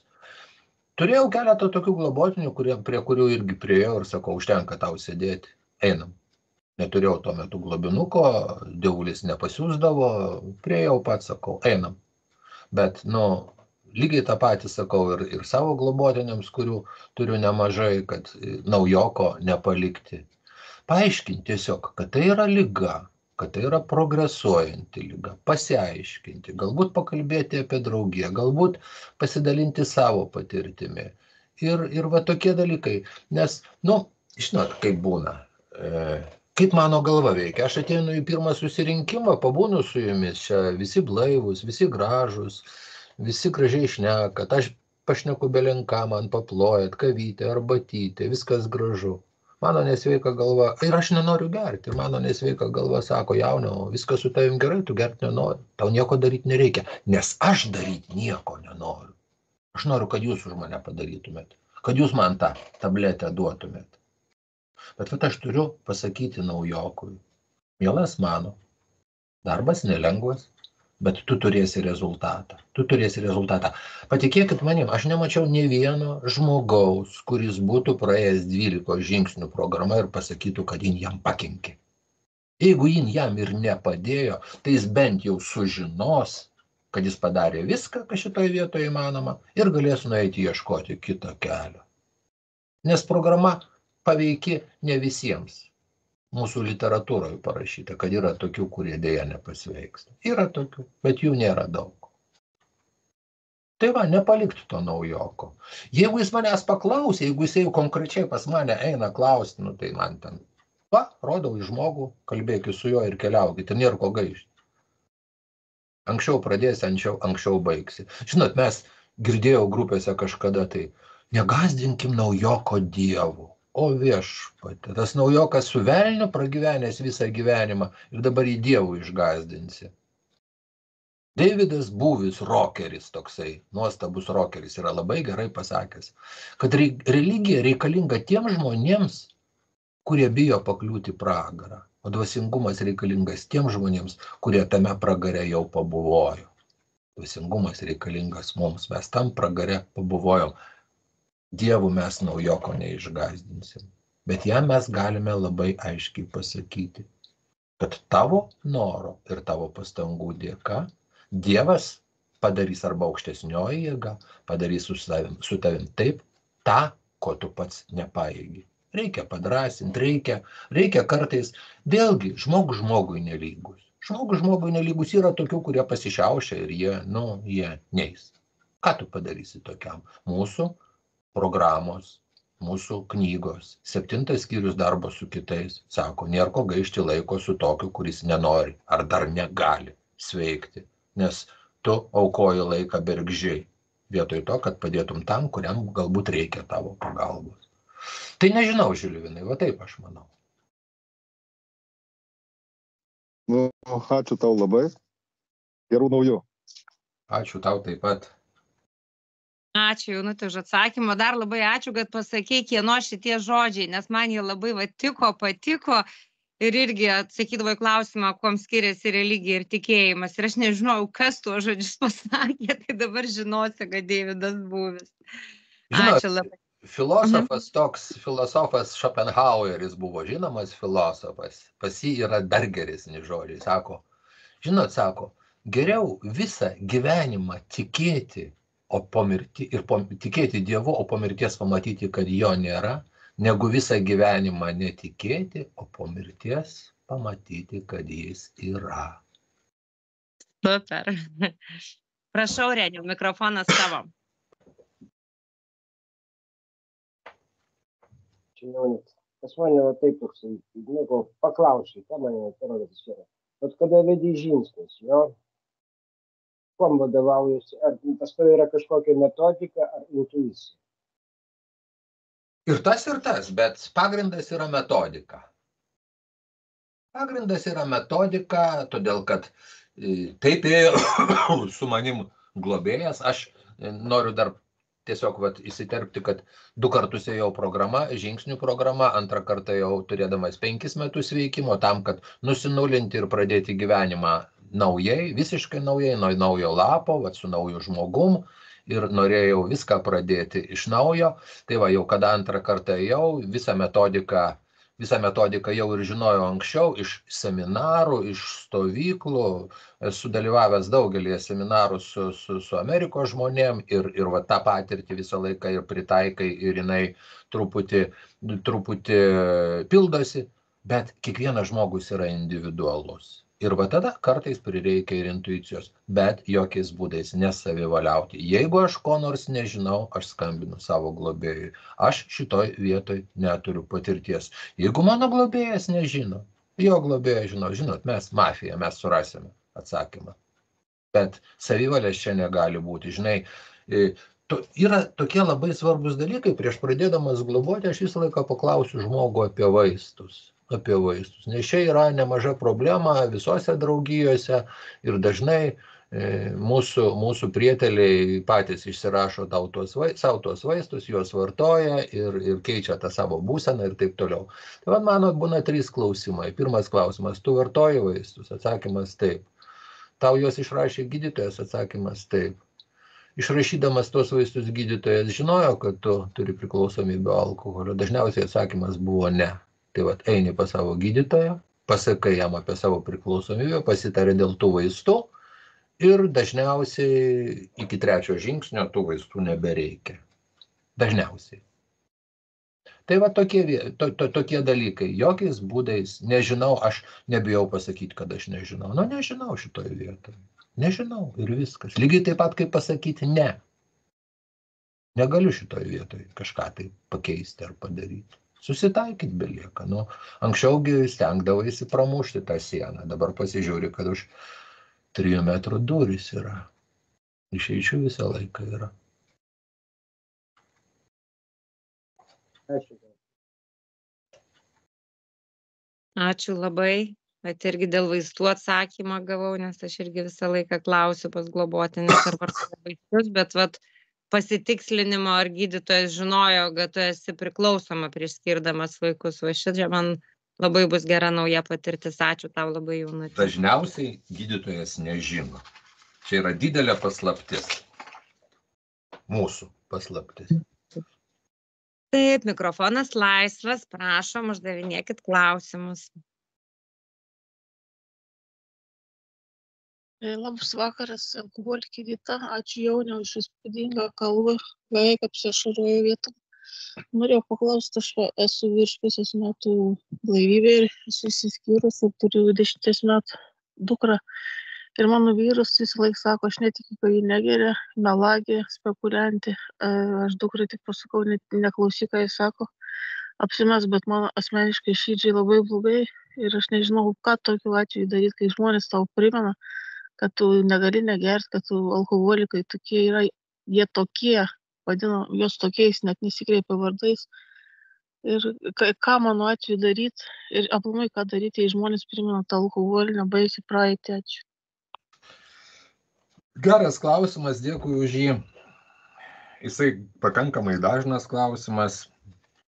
Matai, dalykas toks, kad mūsų aplinkinis pasaulis, jisai gan ilgai dar gyvena su ta našta, kurį mes jam uždėjom. Jis prisimena, ką mes pridarėm.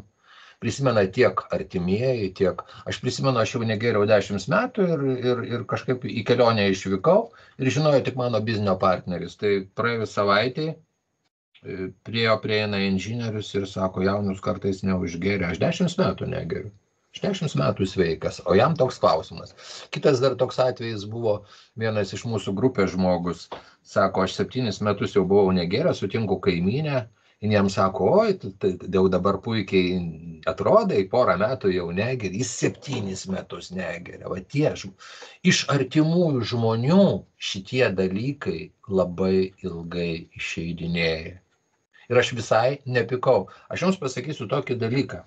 Mano partneris, kaip aš geriau, jis neatostogaudavo daugiau 3-4 dienų, jis tai dalindavo tas atostogas. Pilnas atostogas jis pradėjo imti kažkur prieš 7 metus. Tai va dar 7-8 metus jis gyveno netikrume. Ir aš šitoj vietoj pilnai jį suprantu. Žinai, mes iš karto norime, kaip vėlgi grįžtų prie tos citatos iš knygos. Uraganas praėjo, troba sugriauta, motin, viskas tvarkojo, audra jau praėjo. Ir vaikų širdise, ir artimųjų, to labiau, išsiskyrus ten yra pykčiai ir taip toliau, viskas.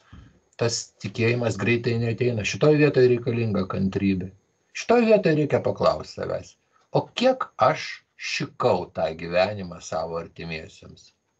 Būna atsakymai. 3, 4, 5 metai. Po 5 metų jau galėsi tada skųstis, kad tavęs nesupranta, kad tavęs neįvertina. O dabar reikia melstis už tuos žmonės, kurie tokius dalykus sako. Jie nekalti, jie irgi sirgo. Sirgo mūsų šeimos, sirgo mūsų antros pusės, sirgo mūsų biznio partneriai, sirgo mūsų artimieji. Kas dėl to kaltas? Mes dėl to kalti buvom. Mūsų liga. Bet aš dėl to jų smerkti negaliu ir tiesiog susitaikau. Ar aš šitoj vietoj ką nors galiu pakeisti? Negaliu pakeisti. Mes, kaip ir mūsų tradicija 11 sako, kad mes nesireklamuodami, mes tiesiog savo elgesiu pokyčius tiek visuomenėje rodome, tiek savo artimajam sociume rodom. Bet kada bus padarytas 9 žingsnis tiek su vaiku, tiek su vyru, ir jeigu dar tada nepasikeis, tada jau galima bus truputį stebėtis. Bet manau, kol kas 9 su vyru nebuvo darytas.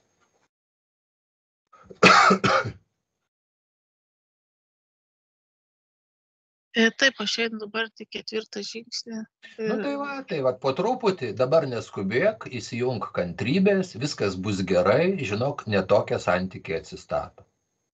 Labai ačiū tikrai.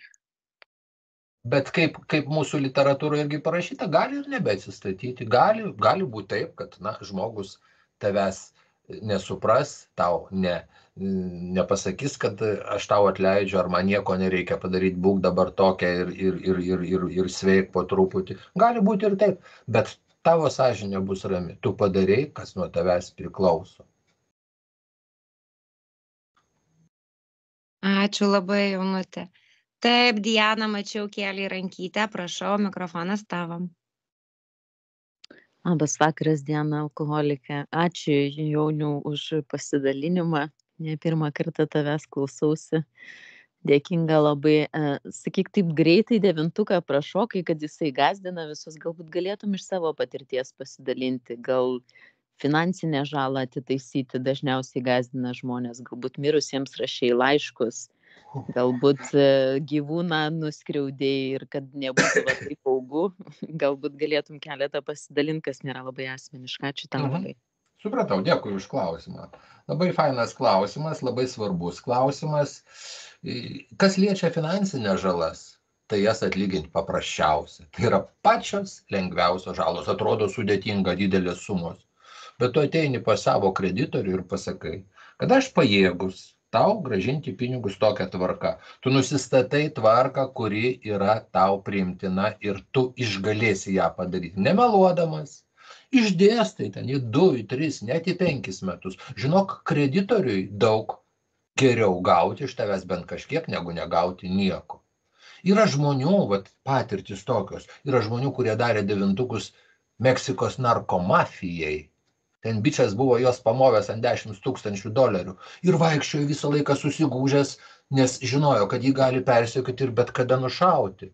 Ir jam beliko pasirinkti, ar eiti pas juos ir pasakyti, kad jis juos pamovė, ar visą laiką gyventi baimė. Ir jisai nuėjo. Tai buvo 2 tokie atvejai. Tai vienu atveju pasakė tas mafijos vadeiva, sakė, aš pats kaltas, aš mačiau, kad tu prasigėręs alkašas ir aš klaidą padariau, kad tau pavedžiau tą užduotį. Eik šit, sako, nuo mano galvos, tu laisvas.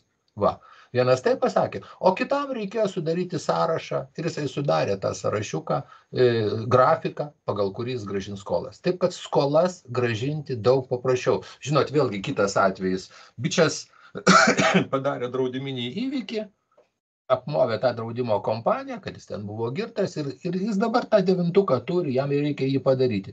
Bet jis žino, kad jeigu jisai prisiduos draudimo kompaniją, jam ten visas neteisybas, viską užpaišys ir dar net į kalėjimą bylą iškels. Jis šito nenori, jis pasitarė su savo globėju, tas pasitarė su advokatu ir jie randa bendrą sprendimą. Advokatas nueina į draudimo bendrovę ir sako, vienas jūsų klientas jūs pamovė. Koks klientas? Klausykit, jūs norit pinigus gauti ar nenorit? Nu, aišku, norim. Nu, tai neklauskite apie klientą. O šitie dalykai susitvarko labai greitai. Dabar, kas liečia, sunkiausi dalykai tai yra su antrom pusėm. Pakankamai sunkus man, su mano amžiną atilsį buvusią žmoną, antrąją žmoną. Va. 3 kartus aš dariau 9 žingsnį, tol, kad pirmą kartą darydamas aš jį buvau nesurepetavęs su globėju. Atėjau euforiškai, ten prišnekėjau, prižadėjau. Aišku, jinai sakė, sako, nu tai reikia būti langus pakeisti, remontus padaryti, to, šiai, žinai. Po to pasisėdėjimo mūsų iš karto nulėkiau į Dolitą, jai tenai batus už didžiulius pinigus nupirko, jinai galvojo, kad dabar. Tai va šitoj vietoj yra labai paprasti dalykai. Jeigu tau pareiškia, tu galėsi man atlyginti žalą, jeigu padarysi tą ir tą, tada darai pauzę. Man reikia pasitarti su savo globėju. Apsitari su globėju ir jeigu globėjas pasako, kad tau visai nereikia šito daryti, tai tu ateini pas tą žmogų ir sakai, aš su mielu noru visą šitą padaryčiau, bet dėja dabar negaliu atleisti. Viskas. Tu pasakai, ką gali. Tu nežadi, nestatai ten oro pilių. Ir taip, kad nebūtų karalius nuogas. Viską pasakai konkrečiai. Kas liečia gyvūnus? Žinot, gyvenimas man su gyvūnais daro taip. Labiausiai nekenčiamas gyvūnas pas mane buvo katinas visą gyvenimą. Aš juos Antakalnį iš 4 aukšto mėtydavau valerijono prigirdęs. Ir vienas mano globinukas dalinosi ir Ir aš supratau, kad man reikia tą 9 daryti, tai tuo metu dar stovėdavo mūsų prekybos centruose tokie pinigų tos aukų dėžės, tai ten, po to aš prieglaudai visokių patalinių, visko aš kaip tik galiu atiduodu. Bet įdomiausias dalykas tai, kad pas mane prasidėjo dabartiniai santykiai, kurie trunka jau 10 metus, mes jau 7 metai esame šeima, vyras ir žmona. Ir aš ateinu pas ją į namus ir ten sėdi katinas. O tai jauniau, kaip dievulis tau dabar rodo. Visko buvo su to katinu. Ir spriktą duodavau, ir tapkę paleisdavau. Šiai dienai mes esam geriausi draugai. Aišku, kartais aš vyrišką aštresnį žodį pasakau, aš su juo neatsitsackinu, bet aš jį išlaikau, jisai pas mane gauna patį geriausią maistą. Pet shop parduotuvė sako, nu jūs tai savo katiną dievinat, nu ne vieni dar katinai taip nevalgo kaip jūs iškis. Tokia įvairovė ir taip toliau. Tai vėlgi mano 9. 9 gyvūnams. Yra įvairių 9 ir mūsų tas dar ne iki galo pasveikęs protas, jisai sako, oi, čia bus šakės. Žinot, aš turėjau vieną globotinį, sakau, aš apie jį tą pavyzdį visą laiką paminiu, nekonkretizuodamas, jis buvo padaręs labai didelį nusikaltimą, už tokius nusikaltimus sodina į kalėjimą. Ir jis to 9 žingsnių programą nėjo, bijodamas, kad 9 reikės daryti, bet mes ėjom kartu su juo, buvo sudėtingi atvejai, bet tą 9, kaip jisai padarė, tai žinokit, jis man skambino, jisai pats verkė ir verkiau aš. Sako, aš nuėjau pas to žmonės ir pasakiau, ką aš padariau. Jie jam pasakė, sako, žinai, sako, mes žinojom, kad tu tai padarai, bet mes matėm, kad tu esi ligonis. Mes dabar labai džiaugiamės, kad tu pasikeitei ir tu pas mus dabar esi laukiamas svečias. Tai verkė ir jisai, ir aš. Ką daro Dievas, kada tu eini drąsiai ir pasakai, ką tu padarai. Tai nežinau, apie 9 žingsnius galima kalbėti be galo daug, jų yra įvairių. Aš juos dariau ant kortelių. Aš kortelę, kiekvienam atskiram atveju, aš kortelę užsivedu. Žmogus arba asmuo arba institucija, ką aš padariau, kaip nukentėjo, kokia tai yra žala ir kaip aš pasiruošęs ją atitaisyti. Aš turiu tokią špargalkės. Šiai dienai aš turiu dar 4 korteles. Ten nėra tokie atvejai, nuo kurių aš pašoku vidurį nakties ir nebemiegu. Ne. Kaip kurie mano globėja sakė, nu tu jau perfekcionistas, tu nori, kad viskas būtų labai. Nu toks aš esu. Aš pasiruošęs, jeigu sutiksiu to žmonės, aš su jais pakalbėsiu ir su jais sutvarkysiu tą dalyką. Nes matot, kaip yra. Mūsų galvos kartais, sakau, prisuka taip, kad vienas mano globotinių sakė, nu jos aš niekuomet nesutiksiu, nu čia neįmanoma. Žinokit, skambina jis man kažkada, tai sako, išeinu iš 12, sniegutis sninga, sako, einu gatve, ateina jinai. Sako, aš ją už parankės, mes nuėjom ten kiniečių restoranas ir pasidarėm tą 9. Sako, aš netikėjau, kad taip įmanoma. Sakau, tu prašei dievulio pagalbos, tu gavai tą pagalbą. Ir su tuo pačiu žmogum kitas atvejis. Tas žmogus šiai dienai 23 metus blaivas yra. Kitas atvejis. Jisai irgi apie vieną atvejį sakė, nu šitas žmogus gyvena kitoj šalyje, aš jo nesutiksiu. Ir dabar kažkaip jis atostogavo, grįžta iš tų atostogų, matau kažkoks niūrus, aš jį susirinkime sutinku, sakau, ką mes šakė. Nu, sako, žinai, su 9. Sako, einu aš kurorte tam Turkijos ir matau ateina tas žmogus, su kuriuo aš turiu daryti 9. Ir sako, aš įsigandau, aš į Tarpuvartę nėriau, pastovėjau ten, pasimeldžiau, pasiryžau ir einu pasidaryti 9 žingsnio. Ir aš to žmogaus neberadau. Sako, aš likusias 6 dienas atostogų neturėjau, aš lakščiau po tą kurortą ir ieškojau to žmogaus. Dievas davė galimybę, tu nepasinaudojai ir daugiau gali neduoti. Stebėkime ženklus, bandykime suprasti jo valią mums, bandykime palaikyti tą ryšį. Jis dažnai mums pasakys tokių dalykų, apie kuriuos mes nei susapnuosime, nei išprotausime, nei mums kas pasakys. Jis parodys mums kelią. Visą laiką žinau tokį paprastą dalyką, kad Dievas mano labui padarys tai, ko aš pats nesugebu. Ką aš pats sugebu, aš privalau padaryti pats. Viskas. Labai trumpai ir aiškiai. Mūsų programa yra be galo konkreti, jin be galo paprasta. Tai yra pats tiesiausias kelias į laisvę, į naują gyvenimą. Neapkabinėkime mes jos kažkokiais tai, supranti, nežinomybėm ar kažkokiais tai blogais lozungais ar kažkokiom tai išankstiniam nuostatom. Ai, čia neveiks, čia, žinai, čia jie pusiau sektantai ir taip toliau. Nu, tegul kažkokiu tai momentu jie vadino mus černaknyžnikai, žinot, aš pasiglūglinau, kas tai juodaknygininkai. Juodaknygininkai tai gerieji burtininkai, kurie surado kelią, kaip nugalėti piktasias jėgas. Va, tegul mane vadina to juodaknygininku. Man visai patinka. Tai va, apie 9 tiek. Ačiū labai. Daug naujų patirčių. Taip, dar turim laiko. Naudokimės progą, užduokim klausimus.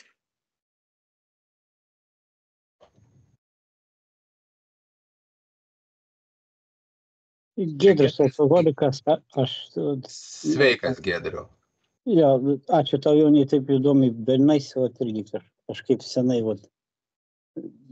taip įdomiai praklausiau. Aš, žinai, kokį gal, pabandysiu suformuoti, jau dabar gilesnės tos, man, užkybo šiandien, aš neatsimenu, vakar greipajant to skaitinio iš to greipajant tokio, pats dvasingumas, sako, kaip viskas gerai, bet kaip šatalina gyvenime, tas gyvenimas juk nėra ten vien ant rožėm klotas. Aš pradžioj blaivybės susidūriau irgi su ten Rusijos sėjai žmonės po 20 daugiau metų, tie biznesmenai užgėrė buvo, ne vienas čia karantino tais laikais, kažkas su bizniu nepaėjo, finansiniai sunkumai, ten netektys, kiek teko tavo blaivybei, tokių buvo situacijų, kur pragyventos tokius sunkumus, kad neiškristi iš tos valtės. Programa padėjo, jei supratai klausimą teisingai. Supratau, ačiū, labai geras klausimas. Žinot, aš esu vienas iš sporto klubo savininkų Vilniui, toks vienas seniausių sporto centrų Vilniui, ir buvo karantinas, buvo covidas, mes buvom uždaryti ir iš tikrųjų buvo daug nerimo ir namie, ir man pačiam buvo nerimo, kad bus sunku, kad galbūt reikės kažką tai daryti, kad man reikės savo plokštelių kolekciją pradėti pardavinėti. Iš tikrųjų, vienas dalykas buvo sunkmetis, pradėjau pardavinėti tas plokšteles, kurios man iš tikrųjų tokia kolekcija man jinai nereikalinga buvo, aš ją tiesiog gryninau, žinot, vinilinės plokšteles. Va, ir po šiai dienai tą darau. Bet kiekvieną dieną aš atsiklaupdavau ir dėkodavau. Šiandien aš esu gyvas. Šiandien aš turiu stogą virš galvos. Šiandien aš turiu mylimą žmoną. Šiandien aš turiu darbą, kuris po kiek laiko vis tiek jisai. Šiandien aš turiu net ir šiokį tokį pajamų šaltinį. Šiandien man blogai. Viskas tvarkoj. Šiandien aš gyvas. Aš nežinau, kaip rytoj bus. O gal aš rytoj nebegyvas būsiu? Kodėl man sukti galvą dėl rytojaus? Nes, baimės tai kas yra? Baimės tai yra ateitis. Pykčiai tai yra praeitis. Ir kaip mes dažniausiai gyvenam? Pykstame ir bijome. Viena koja praeitį, viena koja ateitį. Tai kaip vienas amerikonas sakė, tai vadinasi, kad ant šios dienos aš dedu skersą, ne?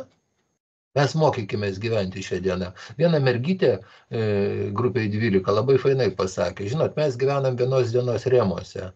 Tai didžiausią blaivybės stažą turi tas alkoholikas, kurį šiandien anksčiausiai atsikėlė. Fantastiški žodžiai. Fantastiški žodžiai. Visą laiką aš turiu, žinot, pas mane ateina globoti, oi, kaip man blogai, kaip man sudėtinga. Tai žinot, pagrindiniam tiksle buvo toks paprotys, tokius verkšlentojus, tai mes pasiųsdavom į Santariškes, į Vėžio institutą, į paliatyvinę palatą. Pakalbėti su tais ligoniais, kuriems liko 2-3 dienos gyventi. Tai žinot, visi grįžę buvo laimingi. O ten tai sako, ten tai sudėtinga, ten tai sunku. Pasižiūrėjo, ką reiškia iš tikro bėda. Visą laiką aš galiu pagalvoti, kad yra daugybė žmonių, kuriems daug sunkiau. Karas Ukrainoje, karas artimuosiuose rytuose, krenta lėktuvai. Va, šiandien skaitau, žmogus neteko tenai visos šeimos. Va čia yra tragedija. Žinot, Vyskupas Kėvalas, man būnant, tarnaujant Šiluvoj, ten būna priklausomų žmonių dienos, tada tikintieji ir bažnyčios tarnai meldžiasi už mus, už alkoholikus, už sergančius žmonės. Vyskupas Kėvalas labai gražiai pasakė, žinot, sako, mėly anoniminiai alkoholikai, jeigu niekas jums nežadėjo, kad kada jūs praeisite žingsnių programą, jums gyvenimas pasidarys rožėm klotas. Iš tikro, niekas nežadėjo. Jis bus toks, koks yra. Ir juodas, ir baltas, ir su kitokiom spalvom, ir su sunkumais, ir su laimėm, ir su nelaimėm, ir su netiktimis, ir su atradimais, su visko. Jis bus įvairus, nes toks yra gyvenimas. Bet paprasčiausia, jūs visus tuos dalykus sugebėsite kitaip priimti. Jūs sugebėsite susitaikyti. Mūsų ramybė, susitaikymo malda. Nuostabi malda, trumpa, aiški. Keis, ką gali pakeisti, o ko nekeisi, susitaikyk. Nedaužyk tu tos sienos kakta. Durys visą laiką atsiras, kažkas paduos ranką, išeičių visą laiką bus. Jeigu tu jų ieškosi, jeigu tu prašysi pagalbos, nereikia bijoti prašyti pagalbos. Užgėrė jisai, užgerti yra lengviausia, čia yra pats lengviausias kelias. Užgerti. Kiti dar, žinai, žodį saldainiuką tokį turi, atkrito. Koks atkrito? Sakyk tiesiai šviesiai, užgėrė. Mes mokam gražiai pasakyti, atkrito, o čia bėdos pas jį nepakėlė. O nepakėlė todėl, kad nebuvo ryšyje su savo aukštesnėje jėga. Atsakymas vienas. Jeigu tu turėsi tą ryšį, viskas su tavim bus gerai. Viskas su tavim bus gerai. Žinot, buvo laikmetis A draugijoje, kada Bilui su Luiza, jų šeimai, buvo siunčiama antra kepurė. Jie neturėjo visiškai pinigų. A draugija kažkurį metą juos išlaikė.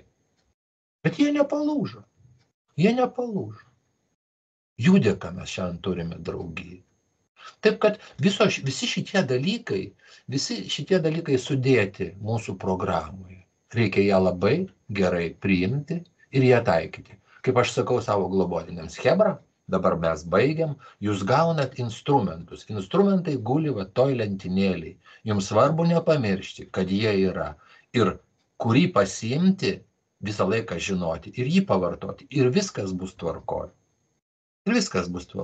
Visokių yra, visokių būna. Aš pats buvau kažkokiu tai momentu biškelį primiršęs programą ir atėjo toks metas, kaip mano mylima žmonytė sako, jauniau, man atrodo, kad tu jau globinukų neturi, gal tau jau į Paberžę reikia nuvažiuoti. Ir aš suprantu, kas su manim darosi, kad aš apleidau dvasinę higieną ir kada sugrįžau, viskas susitvarkė. Bet tai buvo vienintelis sykis, 2019 metai, kada aš pusmetį buvau be maldos. Viskas, daugiau aš taip nerizikuoju. Ir neberizikuosiu. Ir niekam nepatariu. Nes, žinot, mūsų įkūrėjas Romas, nedaug laiko liko, nuostabus jo yra pasakymas, kad buvimas programoje tai yra tarsi plaukimas upe prieš srovę. Jeigu aš įdedu pastangų, aš judu po truputį į priekį.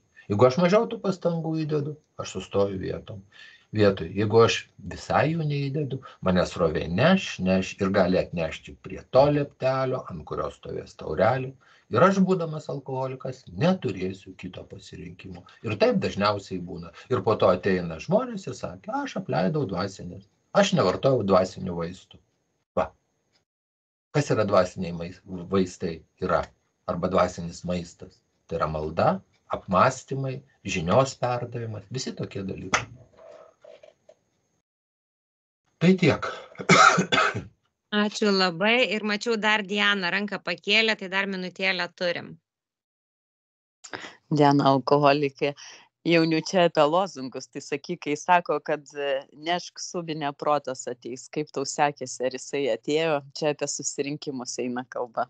Suprantu, kol tik nešiau subinę, protas neatėjo. Kada ėmiausi veiksmų, žinai, vienas iki teko rašyti programą jau be Brusų vasaros Aukštaitijos regiono stovyklai, tada regionų vadinosi, ir man kažkaip susirimavo, noris veikti, reikia veikti. Visur veiksmas, visur turi būti veiksmas. Be veiksmo mes pražūsime. Hebra, aš sakau tai iš tikro, iš savo patirčių, iš tų žmonių, kurių jau nebėra, be veiksmo mes pražūsime. Kada užgeria žmonės su 25 metų stažais, Niekas jų neklausė, kiek tu vaikščiai susirinkimų, kiek tu literatūros skaitei. Paklausė paprastų dalykų, kiek pas tave buvo globotinių. Dažniausiai atsakymas būna ne vieno. Ne vieno. Ačiū tau. Tu neperduodi žinios. Ir vadinasi liga. Nu, prisiminkim tą atvejį iš knygos apie tą verslininką, kur pradžioj knygos pasakyta, kuris negėrė 30 metų, kol neišėjo į pensiją. Kas įvyko? Grįžo butelis ir šlepetis. Ir po 4 metų tas žmogus mirė kaip kiaužena. Buvęs iki to laiko dar gyvas, sveikas, stiprus. Vat kaip yra su mumis. Yra perspėjimai knygui. Ir aš jų klausau, ir aš jais tikiu, todėl kad aš matau tuos žmonės, kurie jų netaikė, jiems yra tragedija. Žinot, kada išgirsti, kada žmogus su 25 metų buvimo AA stažu ir buvimo nuliniam žingsnyje naujokui sako, žinai, aš 25 metus negeriu, o grįžus namo žmona man sako, kad tu, Jonai, buvai geresnis kaip gėriai, atsiprašau. Kokia tai žinia naujokui? Tai naujoko nužudymas. Nes jisai sakys, nafik man eiti į tokią draugiją, 25 metus aš čia vaikščiosiu, man artimieji sakys, kad taip vyksta su manim. Aš gal pasiieškosiu kitos draugijos. Mes turime turėti atsakomybę. Mes turime naujokui perduoti tikrą žinią, ne kažkokį mutantą, ne kažkokį tai briedą. Būkime atsakingi. Ačiū labai. Stiprų žodžiai. Ja. Tai ką, 11 valanda, dar kartelį ačiū svečiui. Iš tikrųjų, man tikrai šupuliukai ėjo per nugarą visą